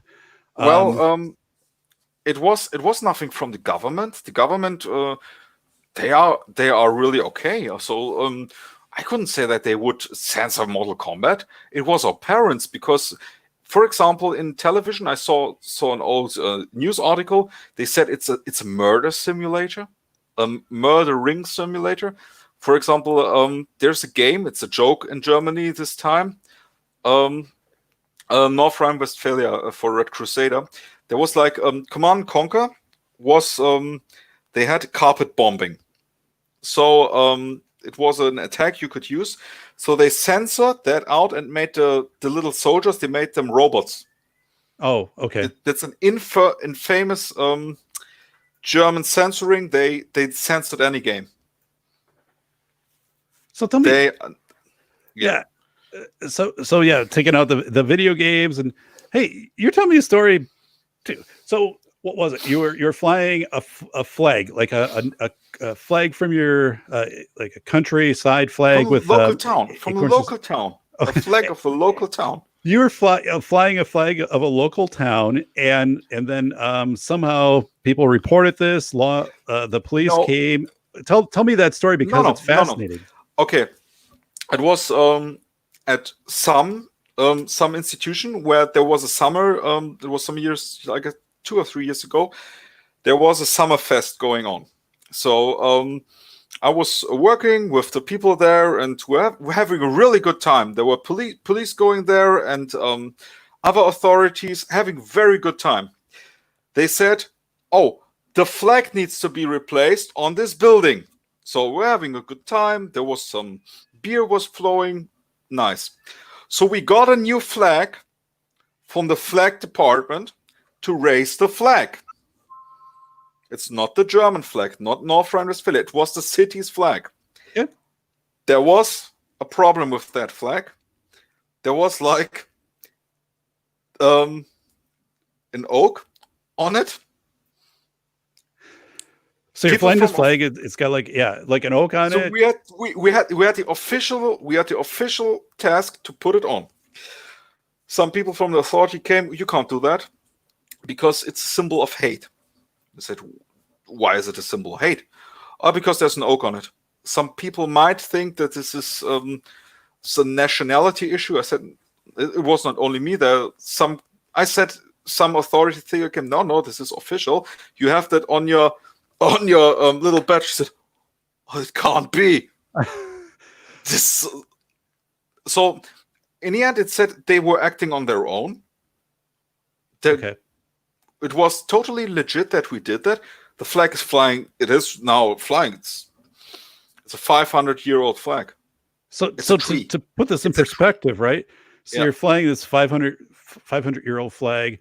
Yeah, law enforcement is saying you can't fly it because of it, It was it- two persons of law enforcement. Other came, they laughed at them. okay. And that's It- I it- think you're pointing out, look at your patch, look at yeah. your badge or whatever. It has the same exact symbol Yeah. on it, and then they're like, oh my god. And what I've been stunned about in learning from you is the level of censorship and I guess I don't know if it's political correctness. I don't want to steer the show too much into that, Yeah.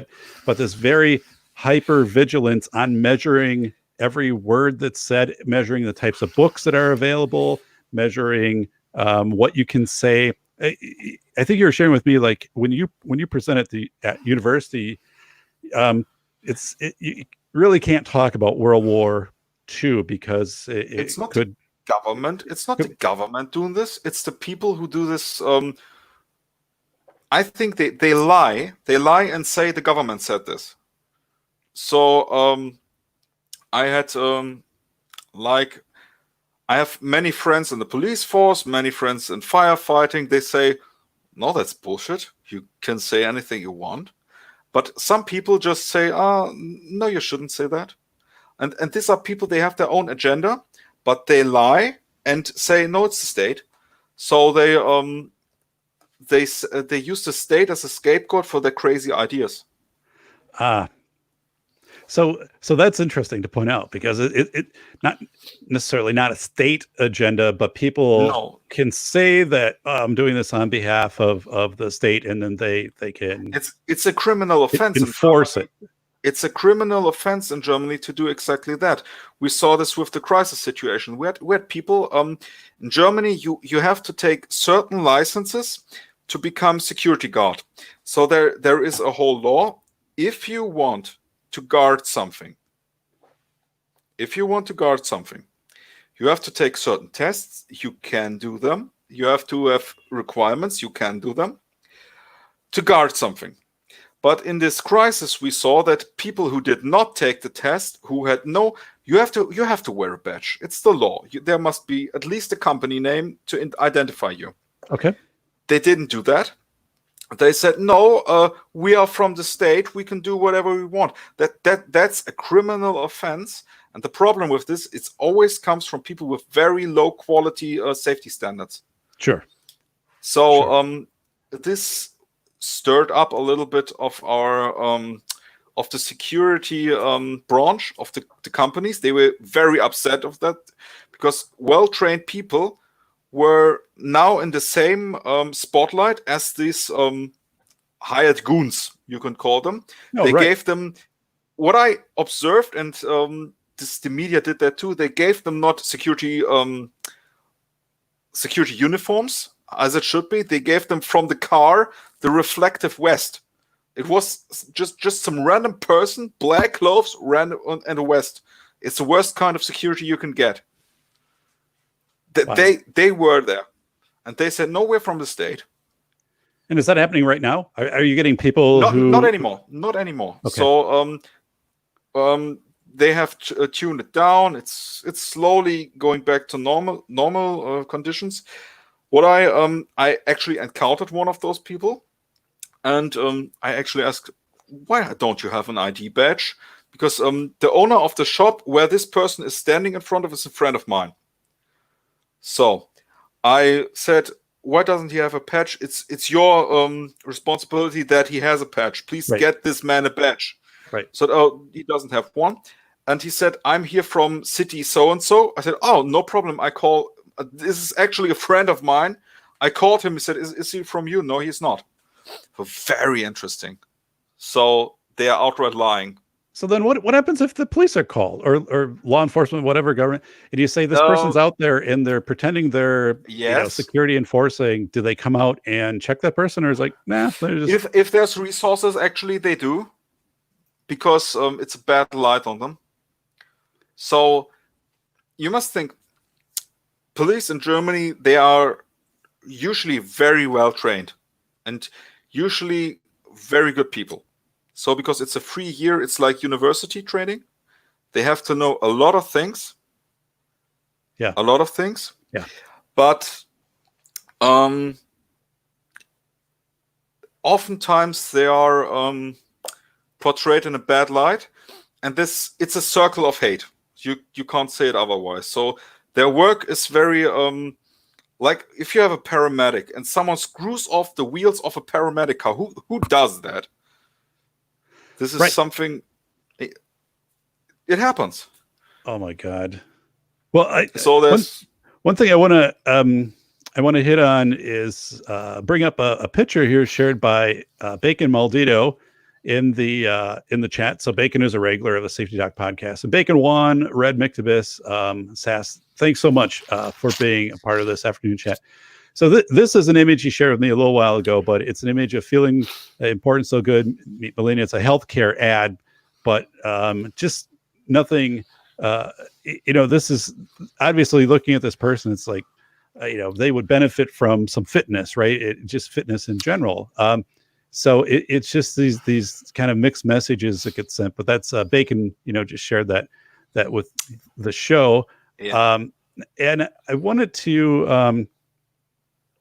I wanted to have you talk about, so civil unrest is happening across the world. You said it's happening in Germany. It's been happening close to me in our state capital here in Madison. But you had a different take on this than I did. You were talking about the movies, the Star Wars, for example, and how people actually, in the theater, you're subtly kind of cheering for the dark side, maybe, that you want to see some interaction between the dark side, or maybe these are the protesters turn rioters, antagonists, things like that. And I was kind of thinking back to that last night. I'm like, whenever there's a fire, right? If there was a fire in my town here, like 5 years ago, downtown, a big building, huge audience, a crowd shows up to see this, right? And why are they there? Well, I think they're there because, this is chaos, right? This takes them out of normalcy to see this big building on fire. What's going to happen? It's exciting. It's adrenaline to see this. And then another part is you get to see this really unusual equipment brought out to fight this that you otherwise wouldn't get to see. And you kind of get to see this good versus bad, or maybe a yin versus yang. Let's put it that way. So the firefighters are trying to wrangle this thing in. Will they be successful? Will they not be successful? And there's a parallel to what's happening. But tell me about your perspective of maybe people who are participating in what's happening right now for civil unrest. And I think protesting is one thing. Protesting that becomes violence and looting is something else. But some people want this, right? They want this internally, and it's probably there's a part of that in most of us, of also wanting to observe this, wanting to see this antagonist side. But give me your perspective. I thought it was fascinating when you told me about it. There's like the old struggle of man versus nature, or people versus nature. It's in women too, mankind, where you're fascinated by things like the sea, by chaos, things you cannot control. And a fire, there's nothing more chaotic and creative than a fire itself. This is tapping into our most primitive psyche, a fire. So this is one thing. Our environment, our lives are so clean that a fire is something. There is no fire. Nothing like this happens. So, for example, if you read the book Fahrenheit 451, I guess it is, they say something like, houses never burned. They were always fireproof. They have that narrative changed. Right. There's only fire for cleaning. And this is something I can say that evil actions or even catastrophes, they tap into some kind of the human psyche that reminds them of the old chaos they had. Like, why were there so many raids or wars in Europe across centuries? They go barbaric, and they haven't done that in a very, very long time. I read the letters, and I was in the archives when they for some research. I read the letters, what the everyday soldier was saying. They were very in 1914. Yeah. 1914. They were very civilized people. In the beginning, they were very civilized. They there was a cat and dog. They petted them. There was a cow. A cow is not harmed because it gives milk to the farmers. We don't go through the crops because it belongs to the people. It was very crazy. But as soon as the war got going, there was blood, and they said there were fields. They were red, and someone said, "Oh, that's mud." No, that's blood. They said when he was driving in the train, and he said there were people going out with pistols because the rifles there was no rapid fire rifles like we have today. Right. They went out with pistols. They shot in the dark and said, "I was born for this." Wow. On every side, and this was the first year of the war when people really got barbaric. So it never changed. There was some fatigue. Later, we know the myths of the Christmas when they bonded, but there were very, very big concerns of officers. They said that people go crazy. What can we do? And they threw away their weapons, so the rifles, because they wanted to fast them. They fired whole magazines into the dark. So it's very crazy shit. So very, very crazy. And they had to put them down. So they had to shoot at their own people. And they were screaming, "I was born for this. I'm God's rage," and something like crazy shit like this. Holy smokes. Yeah. That is. And this. So do you think, what are we seeing of that today? Of that, I guess, type of mentality, or what's it manifesting? What does it look like today? Because you sound like we have a ingrained in sanitized version of that. We have a sanitized version of that. Yeah. I guess that many protesters have they have so much aggression in them. There is a concept of I don't know the English word for that, but if you have one stimulus with aggression, you put it onto something else. So, example, if you're at home with your wife and you have trouble or a bill comes in, you go to work and you shout at the customer. Yeah, I'm not sure aggression.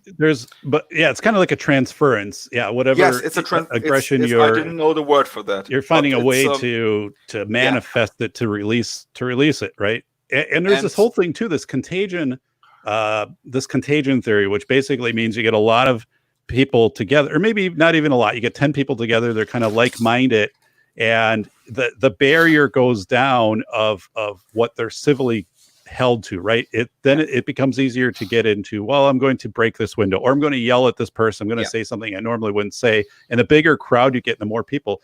Well, I mean, I read about that with the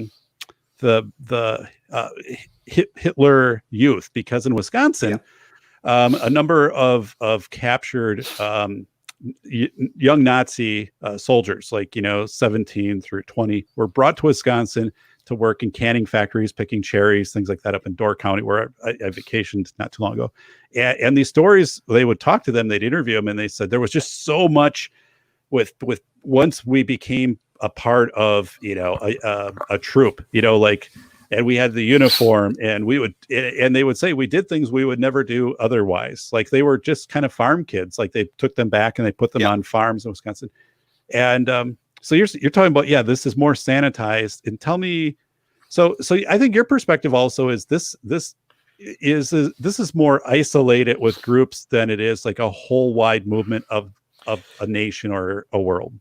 I think you must remember that media needs pictures. You must remember that media needs pictures. You can go into a riot. I was in several situations where in a security scenario where there was riot-like conditions.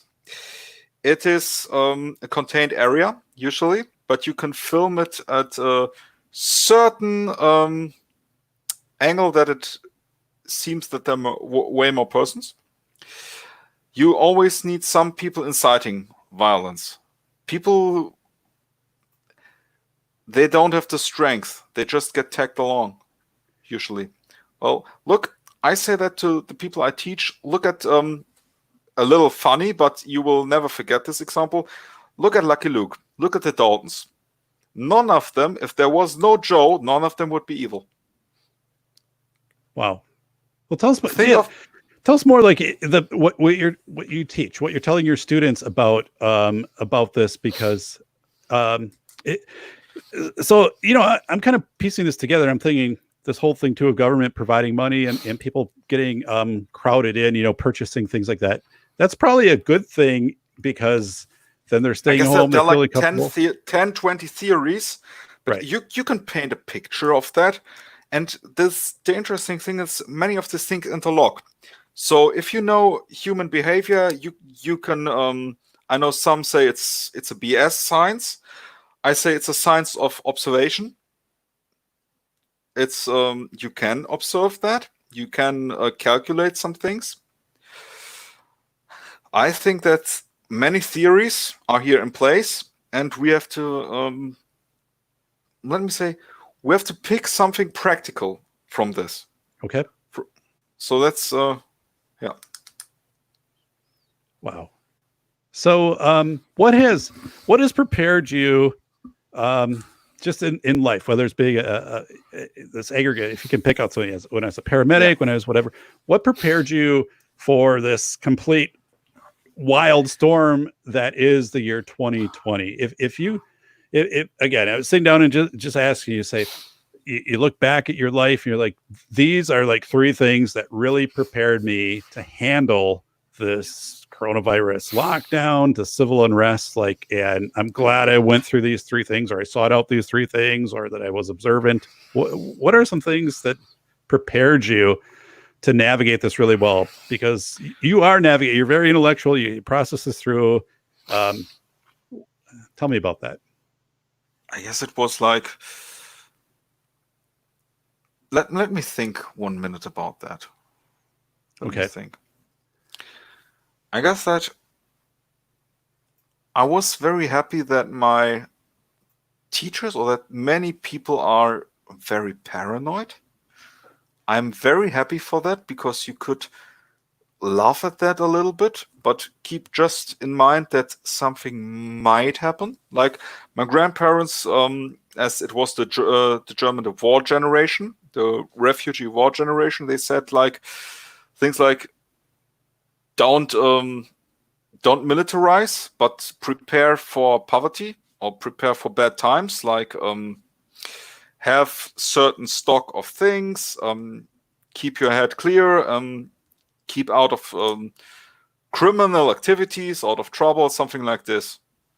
This was something which prepared me very well, I think. And not giving into fear, but facing this fear, and maybe going into a mode where I can observe this. For example, we had a lot of archives in where I lived. I was never interested in the university stuff and the newer things. I was not interested. I was interested in the 1930s, 40s, 50s. I was into this in this 50s culture from the US, and you see that they made these references to unorganized things, the 1920s depression. Right. This was something, never wasting money, seeing that things how they are.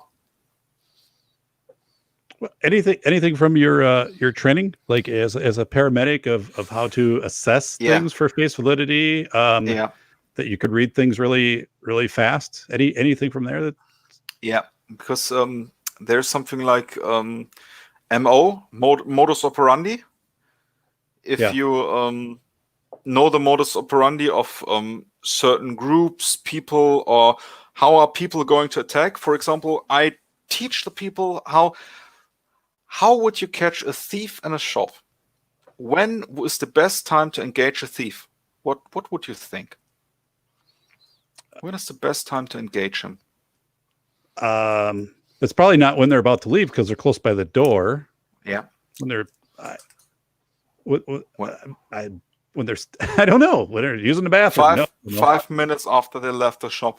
It's very easy, because at that moment when they steal, they are high in adrenaline. And the chance that if he fights back, he will have an advantage over you, because adrenaline is always usually a better edge than a slightly trained personnel.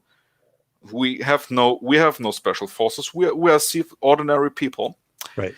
Slightly better. If his adrenaline is high, some minute later it will whoop. It will go down. That's amazing. And you will have you let him go, because he will be so happy that he stole a little thing. He can never steal something big. They never do that. It's not how they work. Let him get a bottle of perfume. He will be so happy that he's going out and get an ice cream just to reward himself. And that is the moment you let him eat that. Let him eat that. And then you take him. You never take them in the act. Only amateurs take them in the act. You never do that. Let him have his satisfaction. Let him have the excitement of going out, the fear. His heart will pounding. It will, even with the most evil, he will have that, but then he will fall down. And then you got him. It's just like we always have the training in eyewitnesses. Why do you always ask people several times? Because if the person has a confession made under pressure, you can be sure 23, 28% if it's under pressure, because he just wants nothing more than get out of a pressure situation. You wait 2 or 3 weeks, you ask him again, because his brain functions normally then. And then he will say the truth.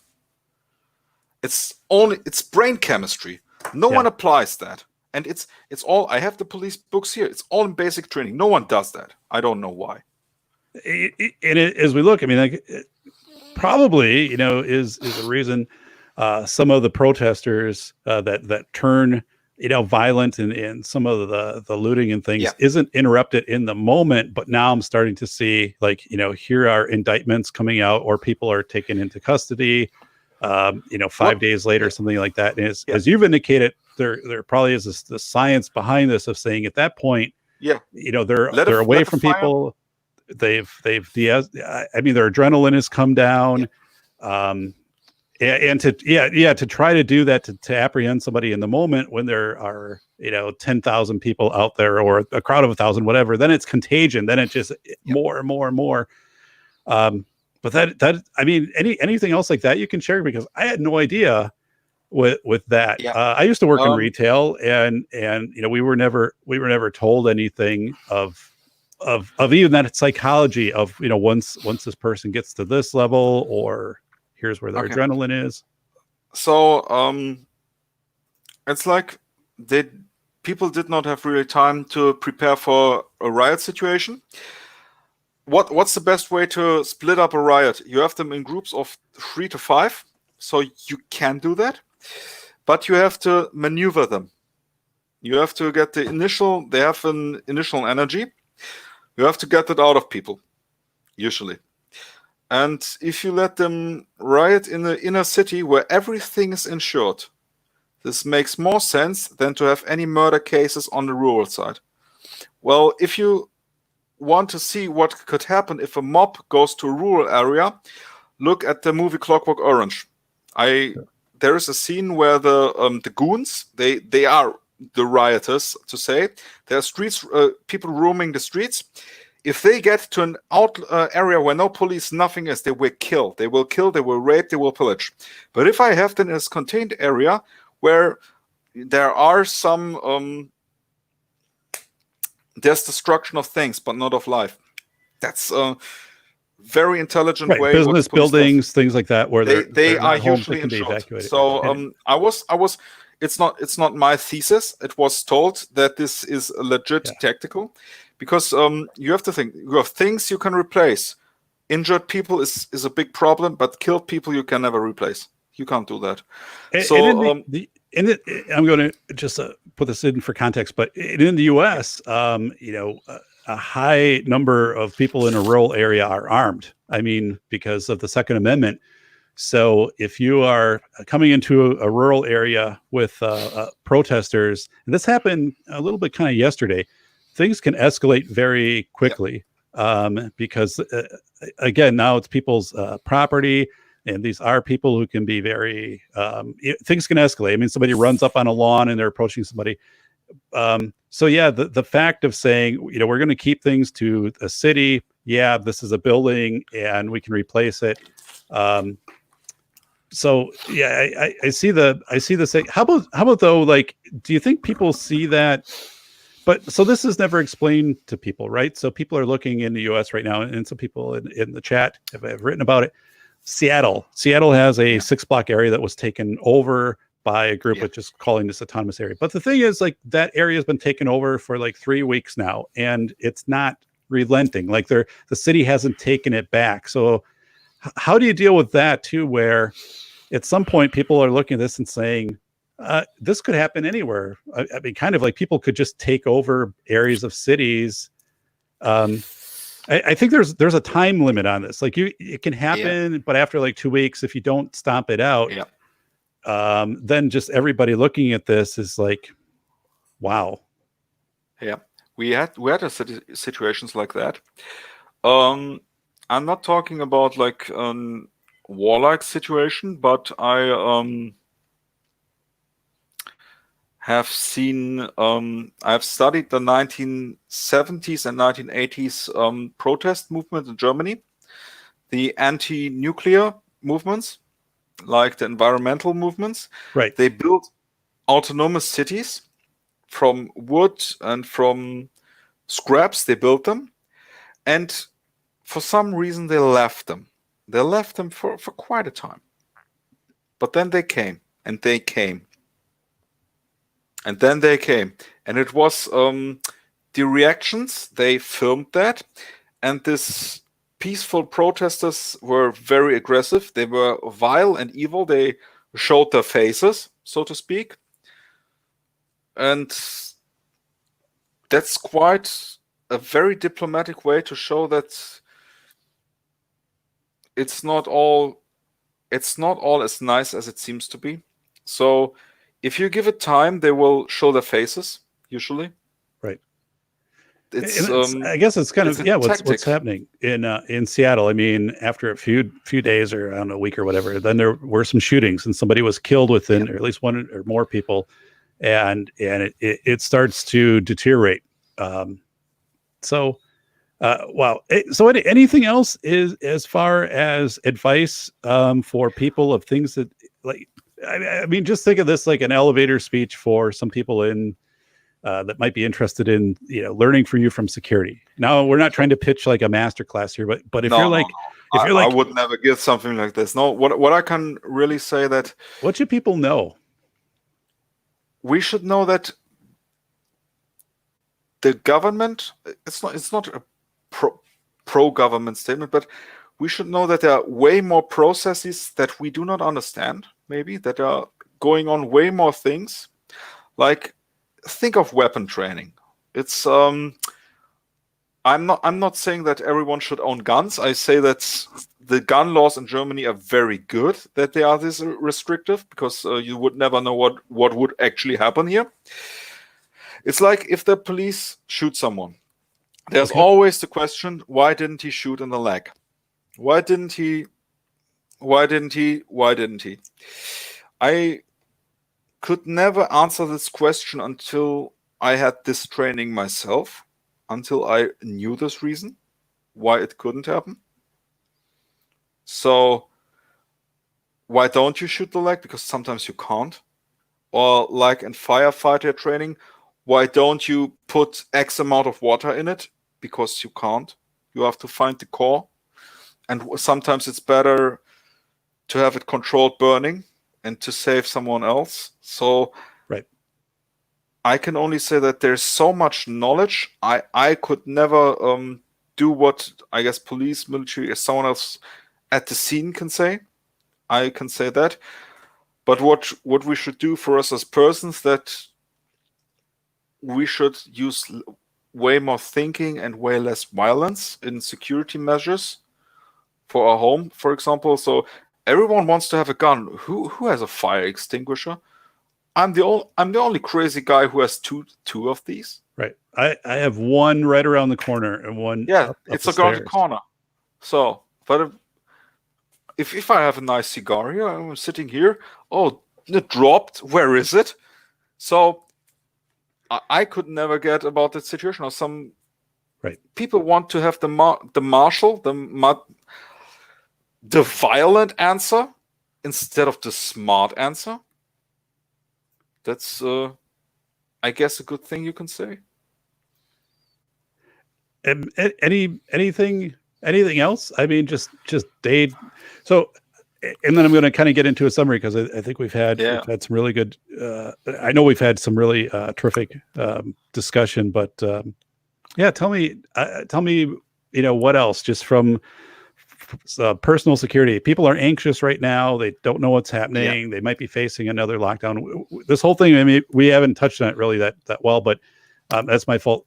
Infinite or finite voltage of saying in 100 days, civilians, we know after 100 days, they kind of collapse. They can only take things. You have to change direction. You talked about with me home front tasks during World War II, having people like collect bottle caps, even though like really what good did it do? It gave them something to do and some agency and purpose. And okay, our bottle campaign is over. Now you're going to collect, nylon or metal or something. And the purpose of that was people feel they're in a different stage of things. Yeah. So is there anything now like you see where people are changing stages, or can you artificially do this? Like if you're a parent with your kids, with your family, and say, now we're in a stage where we're going to plant our own food, or we're going to learn like a language, or you can put this on yourself as a way to override the psychological finite voltage burnout. The government did that. They actually, they had very smart ideas. The problem is with that, they have never really been tested because the technology wasn't there. The government said, okay, you can learn. You're at home. Like you had this Harvard, I don't know if it's legit. I don't know. You could have all the courses for free.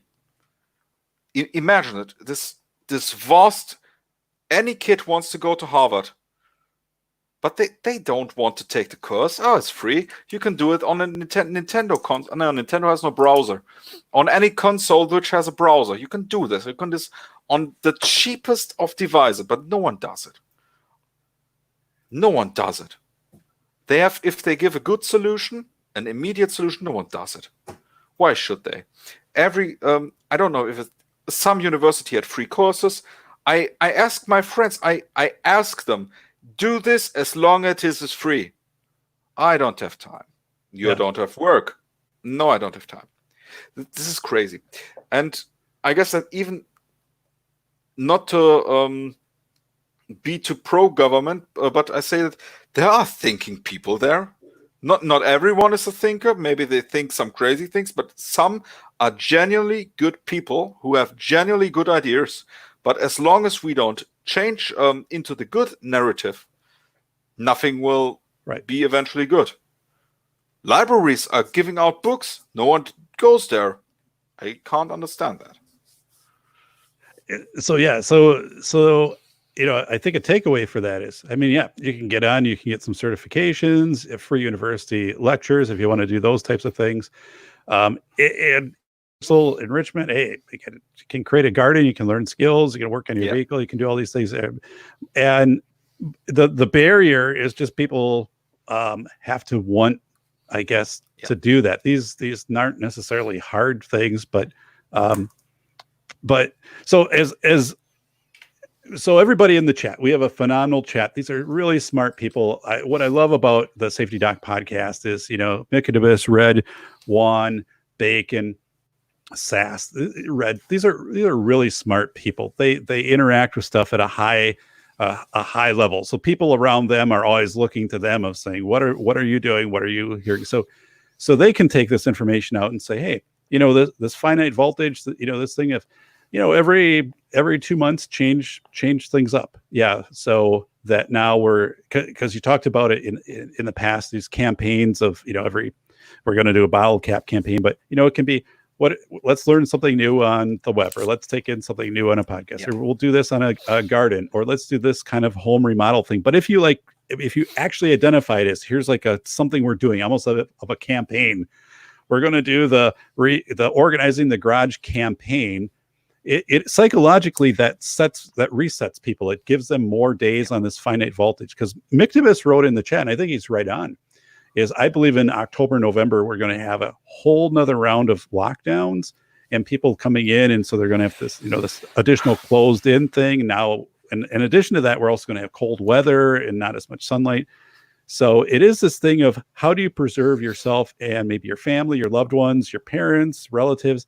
And if you can explain this to them, if say, hey, this finite voltage, if you can change things up every 60 days, you're going to be so much better off. You're not going to languish in despair of saying, oh my God, this is day 148 of coronavirus. It's going to be, no, this is day 18 of, you know, planting a garden or learning how to do coding or whatever course it is. There's so much psychological power in that. And you've talked about so many things which empower people, give it psychological strength, but I wanted to make sure we there's so much great stuff. We got to that. Anything else like on finite voltage that you can recommend to people so that they can move I think forward? that not every measure should be seen as a conspiracy. I think that many measures are from good-hearted people trying to please too many people. That's what I think they have. They have a pleasing mentality. I think that let me think, please, for a moment. I'm gonna, and while you do that, Juan, it's okay. Juan wrote in the thread. He was writing. He said, "True. Before the shutdown, I would go to the library every day with my kids, always empty, and people always saying we need more funding for the education." And Juan, I mean, that's such a terrific post because.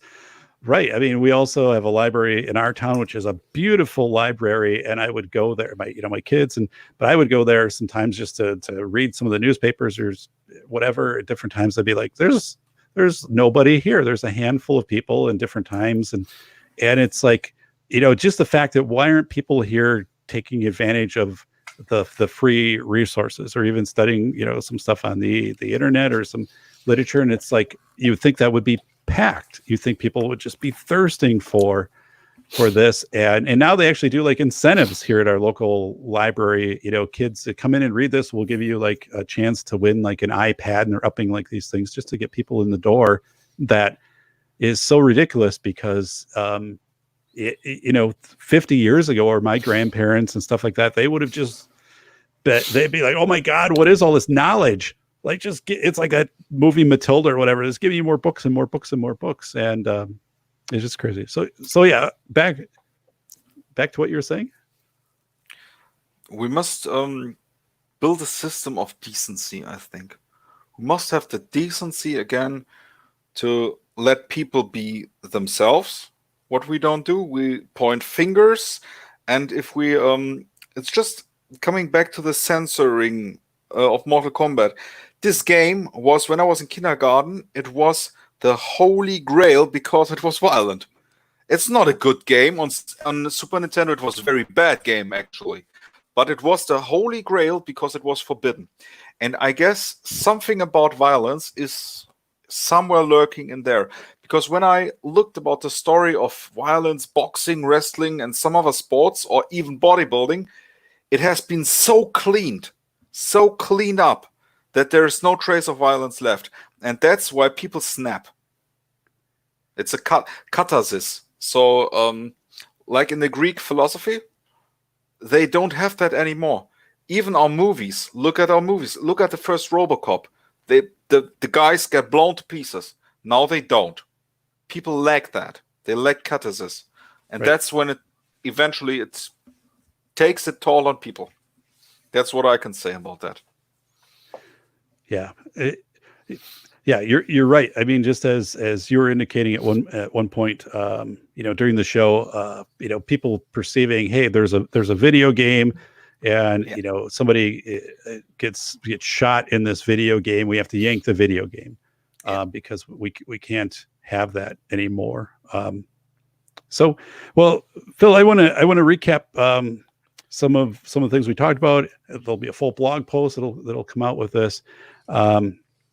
You gave us terrific examples of face validity in Germany, what you're actually observing right now, what you observed during the coronavirus lockdowns, the civil unrest, and the people you're contacting, and then also, some advice like, hey, watch what's happening in third world countries, because third world countries, are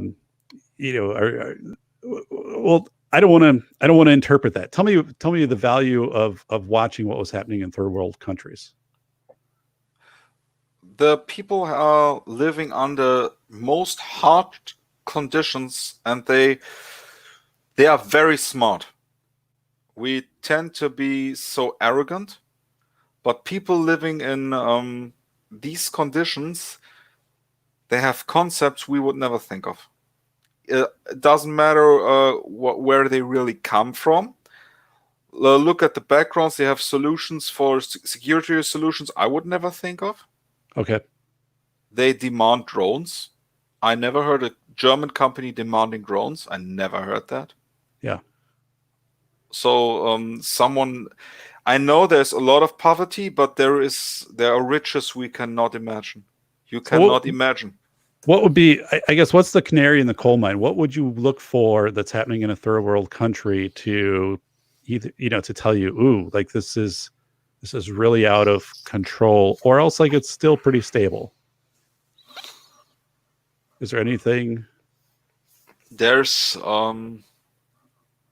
I guess, what would you see in a third world country that would really concern you right now? Like in the 1990s or 1980s, the massacres. Okay. There's way too much radio silence about that. This could not be contained. It couldn't be contained. It's not possible. Because there's no government agenda to have anything of this contained. There is no one who does that. They are not powerful enough. I guess this would be a good canary in the coal mine. Okay. And it's also fascinating. I've been studying Japanese culture, and after the Fukushima 2011, the hurricane, then the earthquake, and the Fukushima nuclear disaster, and the strong effort by the Japanese government to tell everybody, hey, this is going to be okay, and also people who are living, expats and things who were living in Japan at the time, of like, when you talk to people back in your country, tell them everything is under control, when really it wasn't, right?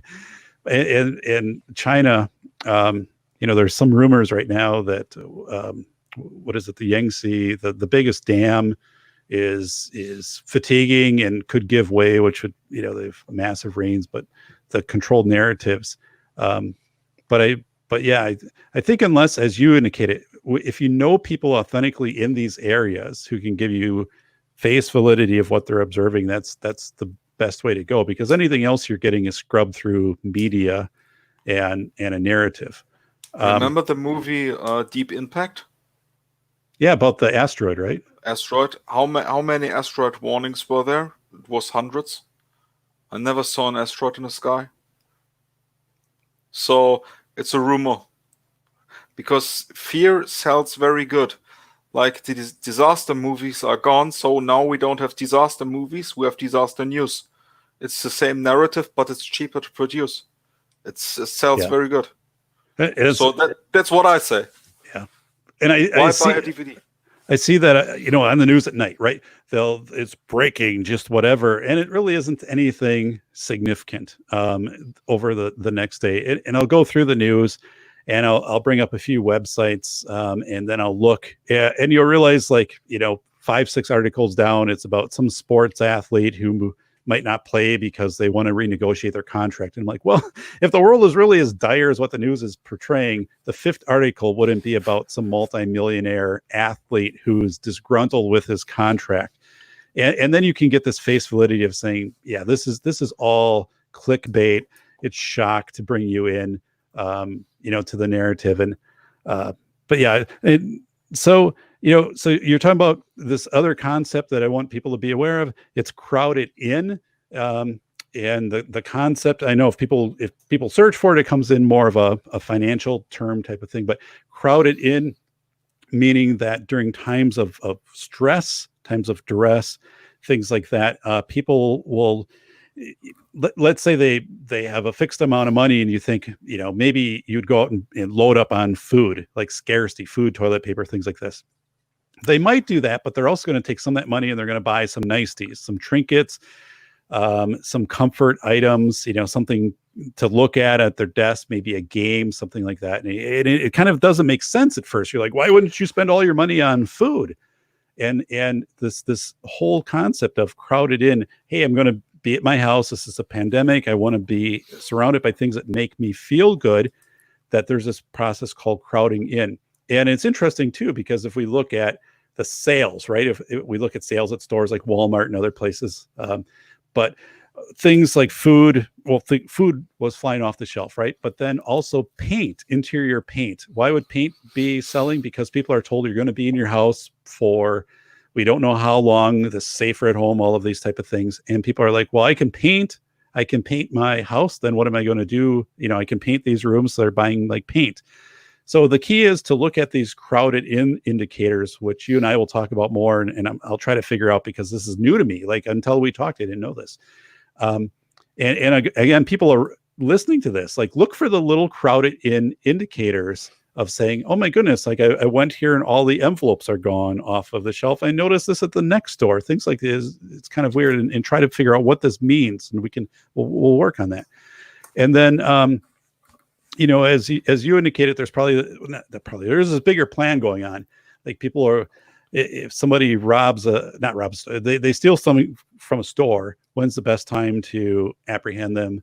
As you said, it's 5 minutes after, because the adrenaline is down. So when we watch the management of protesters that have turned violent, so everybody has a right to protest, right? But if protesters have turned violent, I've seen some, law enforcement that have just, they've navigated and they've steered the more, this violent group down like a road where they can't do any harm. It's a road into a park, right? Or it's a road, so these things are they're already planned out. There's a lot of stuff we just don't know of why it's happening. This whole thing too of finite voltage, it's a big thing, right?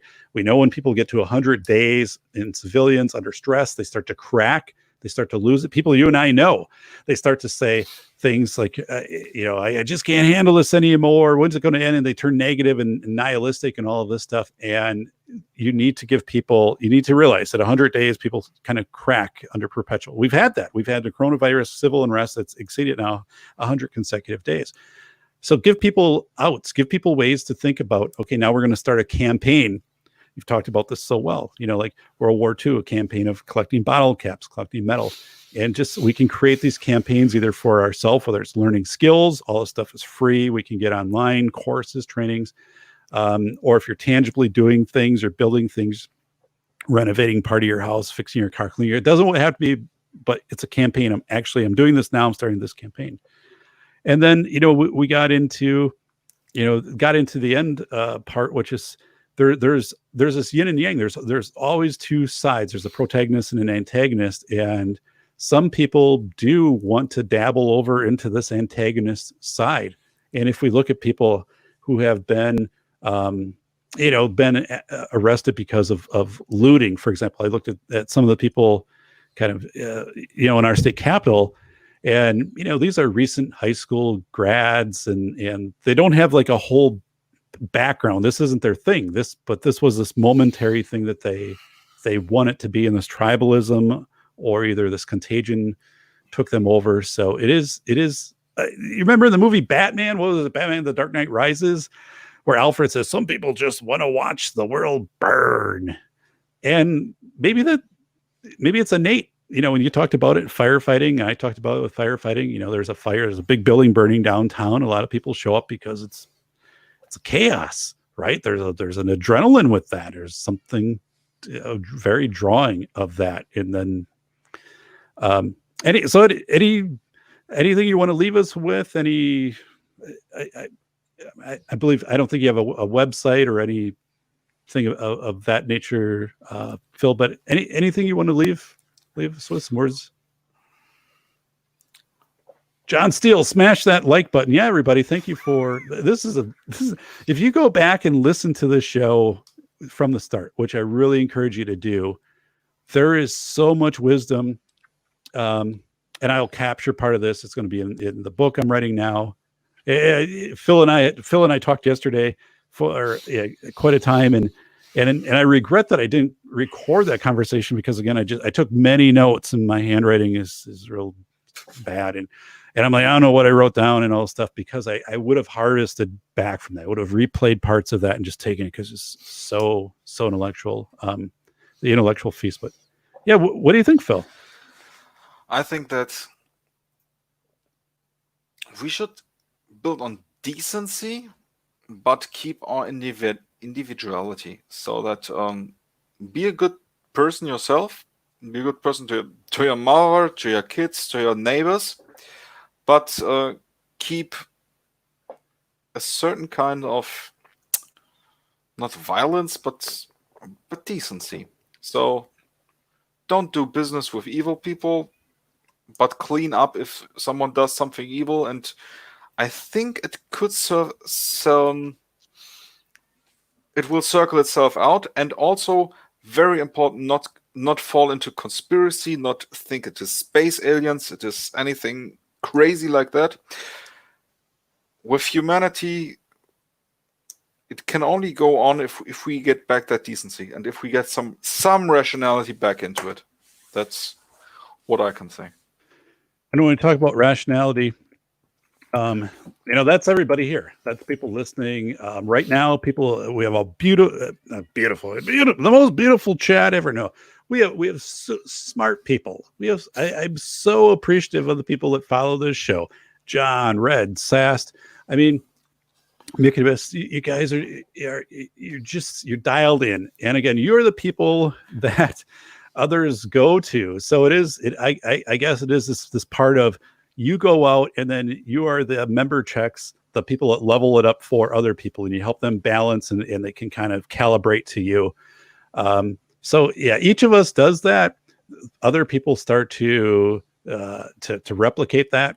And I've talked about many times, like, I use the word I observe, and I tell people, and now I hear people say that, like, that I interact with on a regular basis. Well, David, I observed. And then how many people are they working with or interacting with that say things like I observe? So it's the impact of, if we do it, other people at least will become aware of it. It's a different narrative than what they're hearing. It usually stands out in their mind.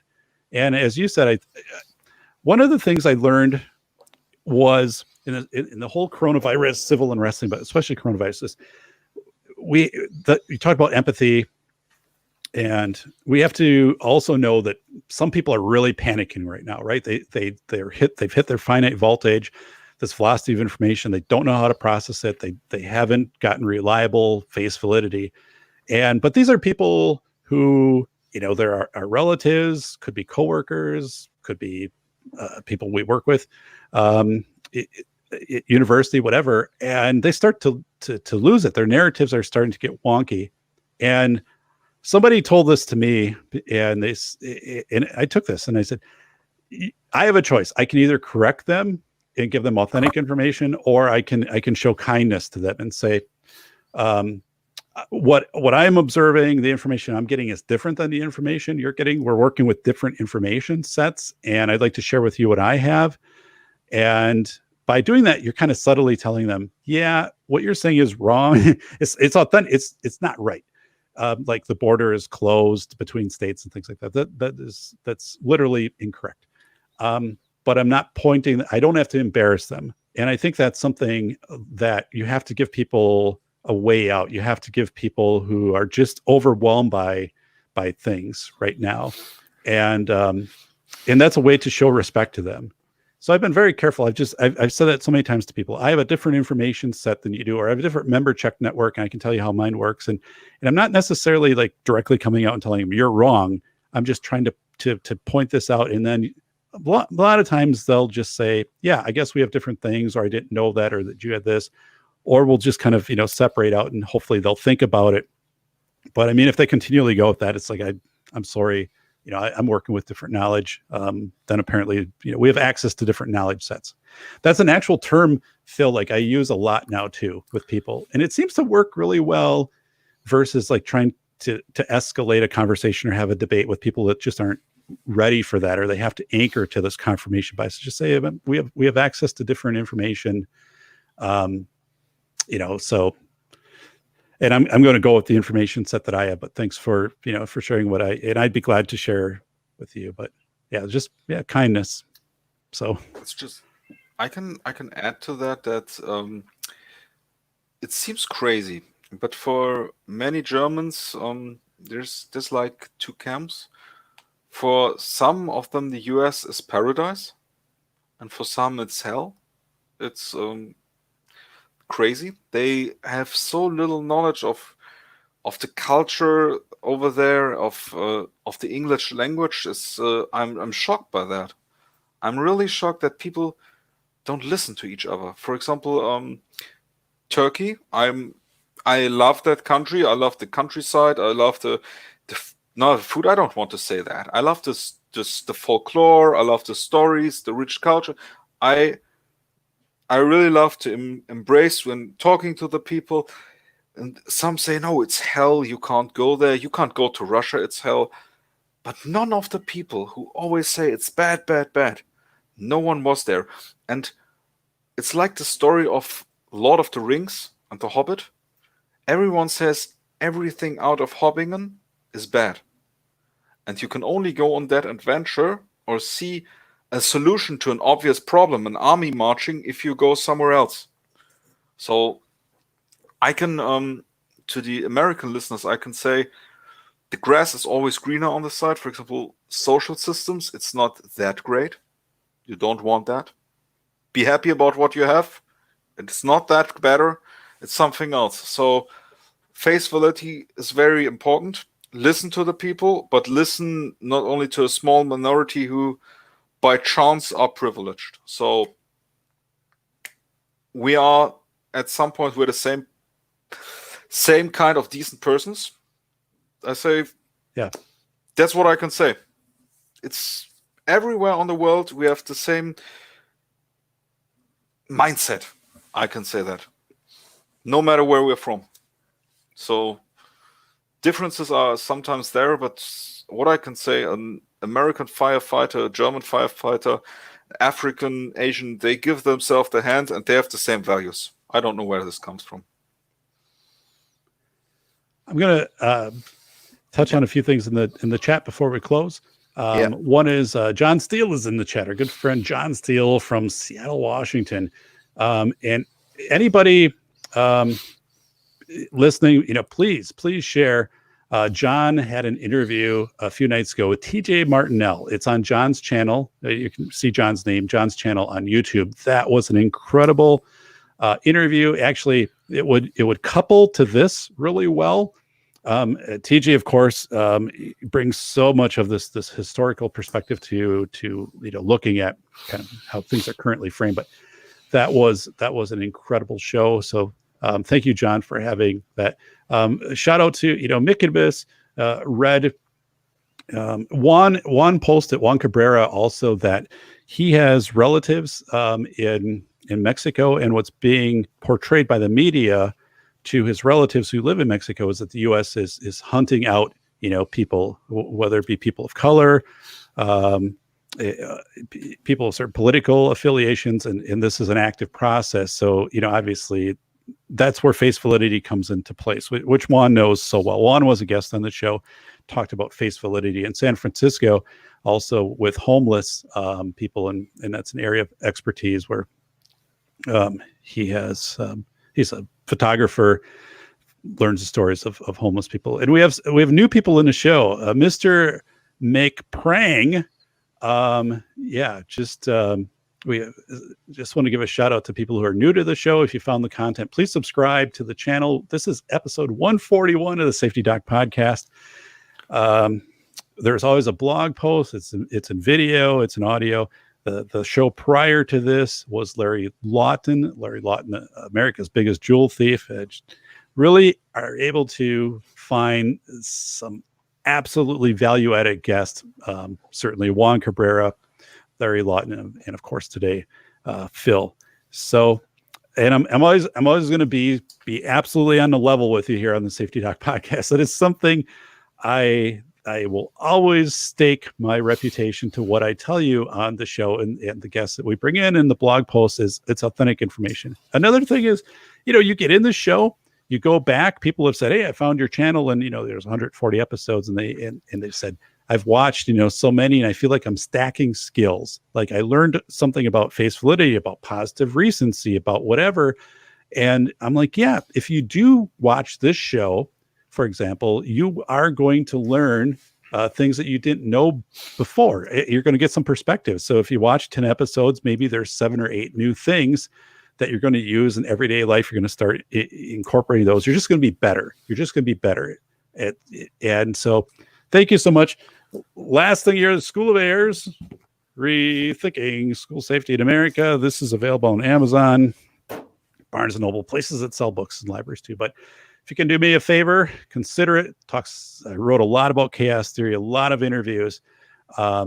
It's really a terrific read. There was a brand new review put up this week by Nick August on Amazon. It's interesting because if you buy the book and you're in another country, if you put a review on your Amazon, it doesn't show up in the US Amazon.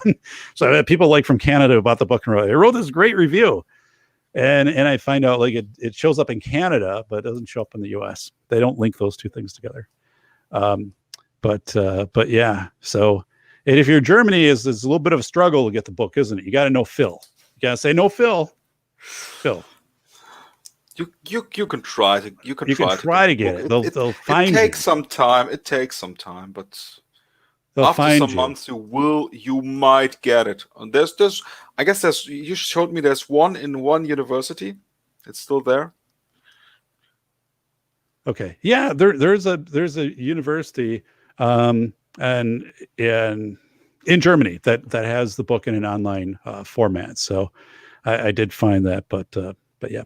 So everybody again, John, what's your John Red Crusader is asking.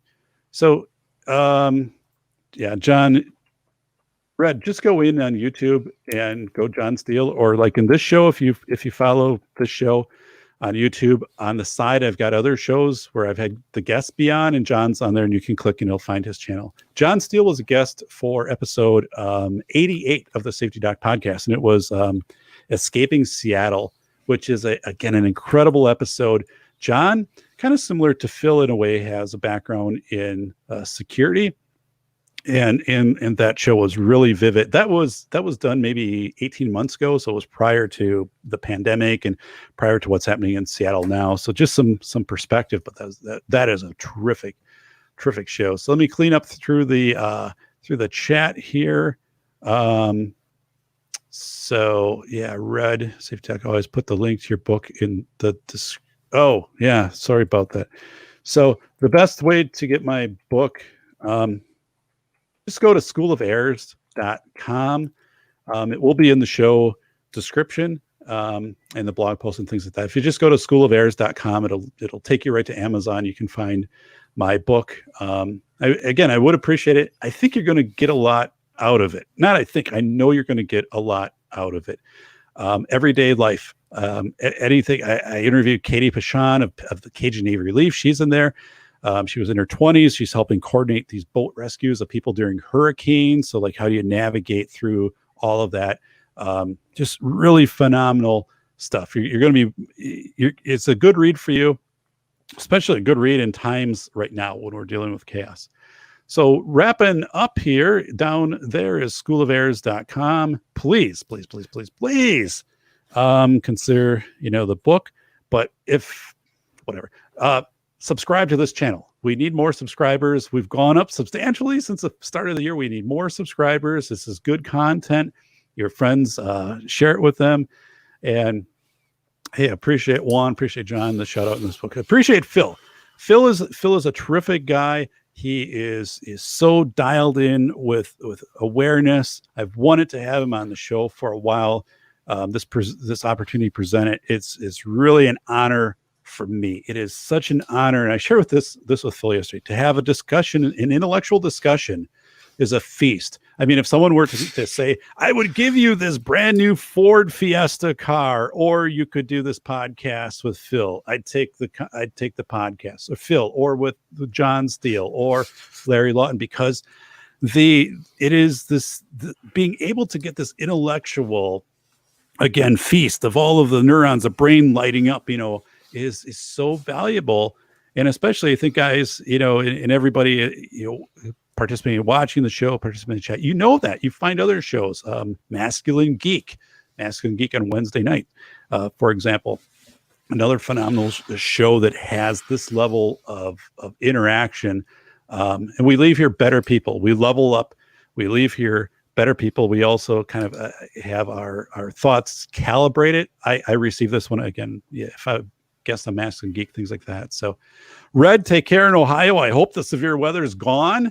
It's humid as hell here right now in Wisconsin, and I've got some real dicey tree situation going on.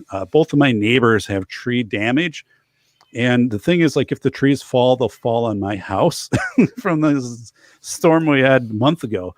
So I talked to one of them this morning. I'm like, hey, how's the tree removal thing going? Because if we get another storm, like, I don't want to have my house like wiped out. So yeah, I never worried about storms until right now. And the only reason I worry is because I don't want this damn tree to fall on my house. I got a chimney on that side.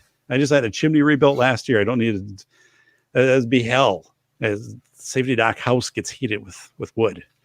I would cut the tree up and I'd have the wood, I guess, right, Phil? I mean, but then if the fireplace isn't working, chimney. So it's chaos. What the hell am I going to do? Blankets.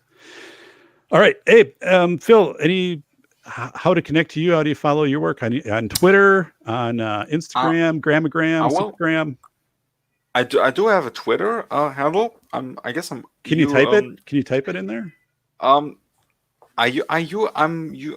It's connected with yours. I say, it's mostly just shit posting right now, but I will put on more quality content in the future.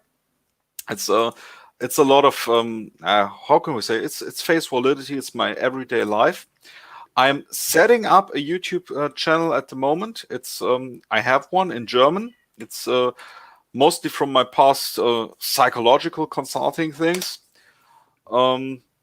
It's nothing interesting for US people. So I will do this in English soon, but it will be way less psychology heavy, more economy observations.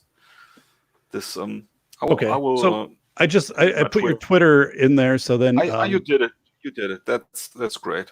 Okay, so people can start to get and Phil's going to have more content out. And Red, do you have a galvanized roof? I don't. I have a 40-year shingle roof, and actually, it was inspected after the tree fell on the house, and the insurance inspector said roof is in great shape because it's super heavy shingles. So, but yeah, I would definitely go with a steel. I got hurricane grade steel siding on my house that I had put on in 2011. Which does have a few dents from the neighbor kids throwing rocks at it when they were younger, but otherwise that is heavy duty. So if this in his front of my house is stone, so if my house goes down, yeah, there's bad news. Phil, this will be bad news. If you hear that the safety docks wiped off the map. Actually, I hope that we will never talk about a Godzilla-like situation, because right now everything is possible. I guess giant reptilians, we don't know. Right. Yeah. There's right.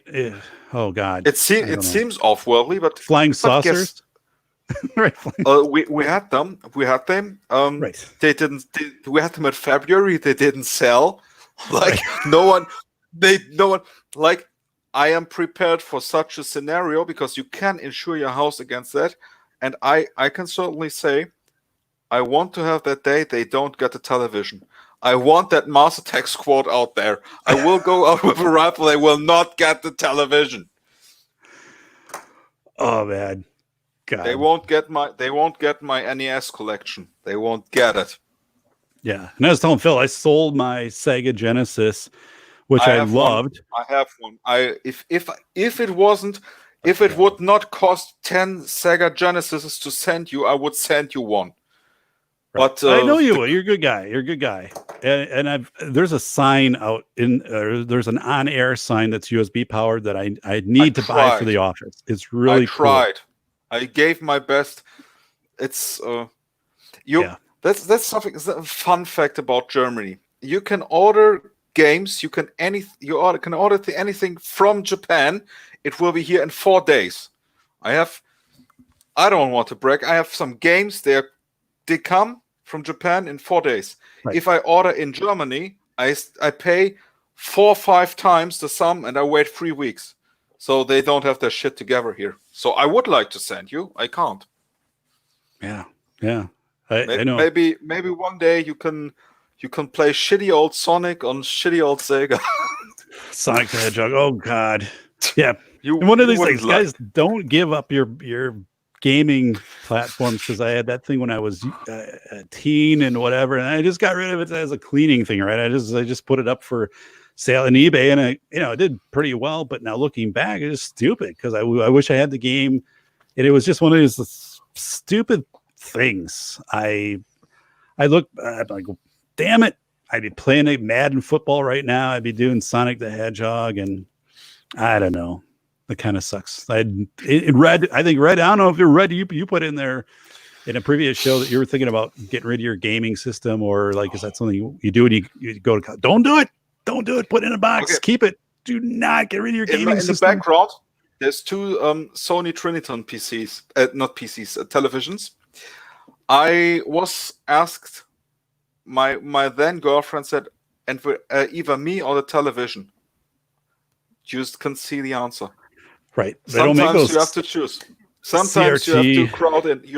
You have to crowd in. Sometimes you have to keep your dreams alive. Anything for some craziness. Okay. Cool. Hey, everybody. This has been the Safety Doc Podcast with your host here, Dr. David Prone, down in the North Star recording studio, where it is 80 degrees and humid, but that's it's much warmer and more humid upstairs. Our guest today, Philipp Heinrich from Germany, live from Germany. We had to coordinate the time zone stuff, and my God, you would think this isn't that big of an issue, but I'm not good at the time zone conversion. I'm still a little starstruck, and thank you very much for having me on. I appreciate this. Has been a terrific show. I can't wait to go back and listen to it and take notes. I'm going to get a clean sheet of paper. Then I timestamp everything so I can go back and look at it. And I learned that like at the 31-minute mark, because I'm like, how the hell am I going to find this stuff? It's such great stuff. Such a great guest. We'll have you on again. Phil's going to be working with me. I'm developing the Velocity of Information, the new book that I'll be releasing. Oh my God. School of Errors is great. Velocity of Information is going to take you to a whole different level during anything that you're going to manage in life. It is just such a mind bend. I am so excited with that. So everybody, thank you. Please, if you haven't hit subscribe on the way out the door, do that. Check out our good friends, Masculine Geek, Wednesday night. TJ, Rob, and Vince. Thank you, Sast, Mictibus, Red, Juan, just so much. Appreciate all you guys a ton. Everybody, the Safety Doc Podcast, safetyphd.com. Check it out and take care, everybody. We are out.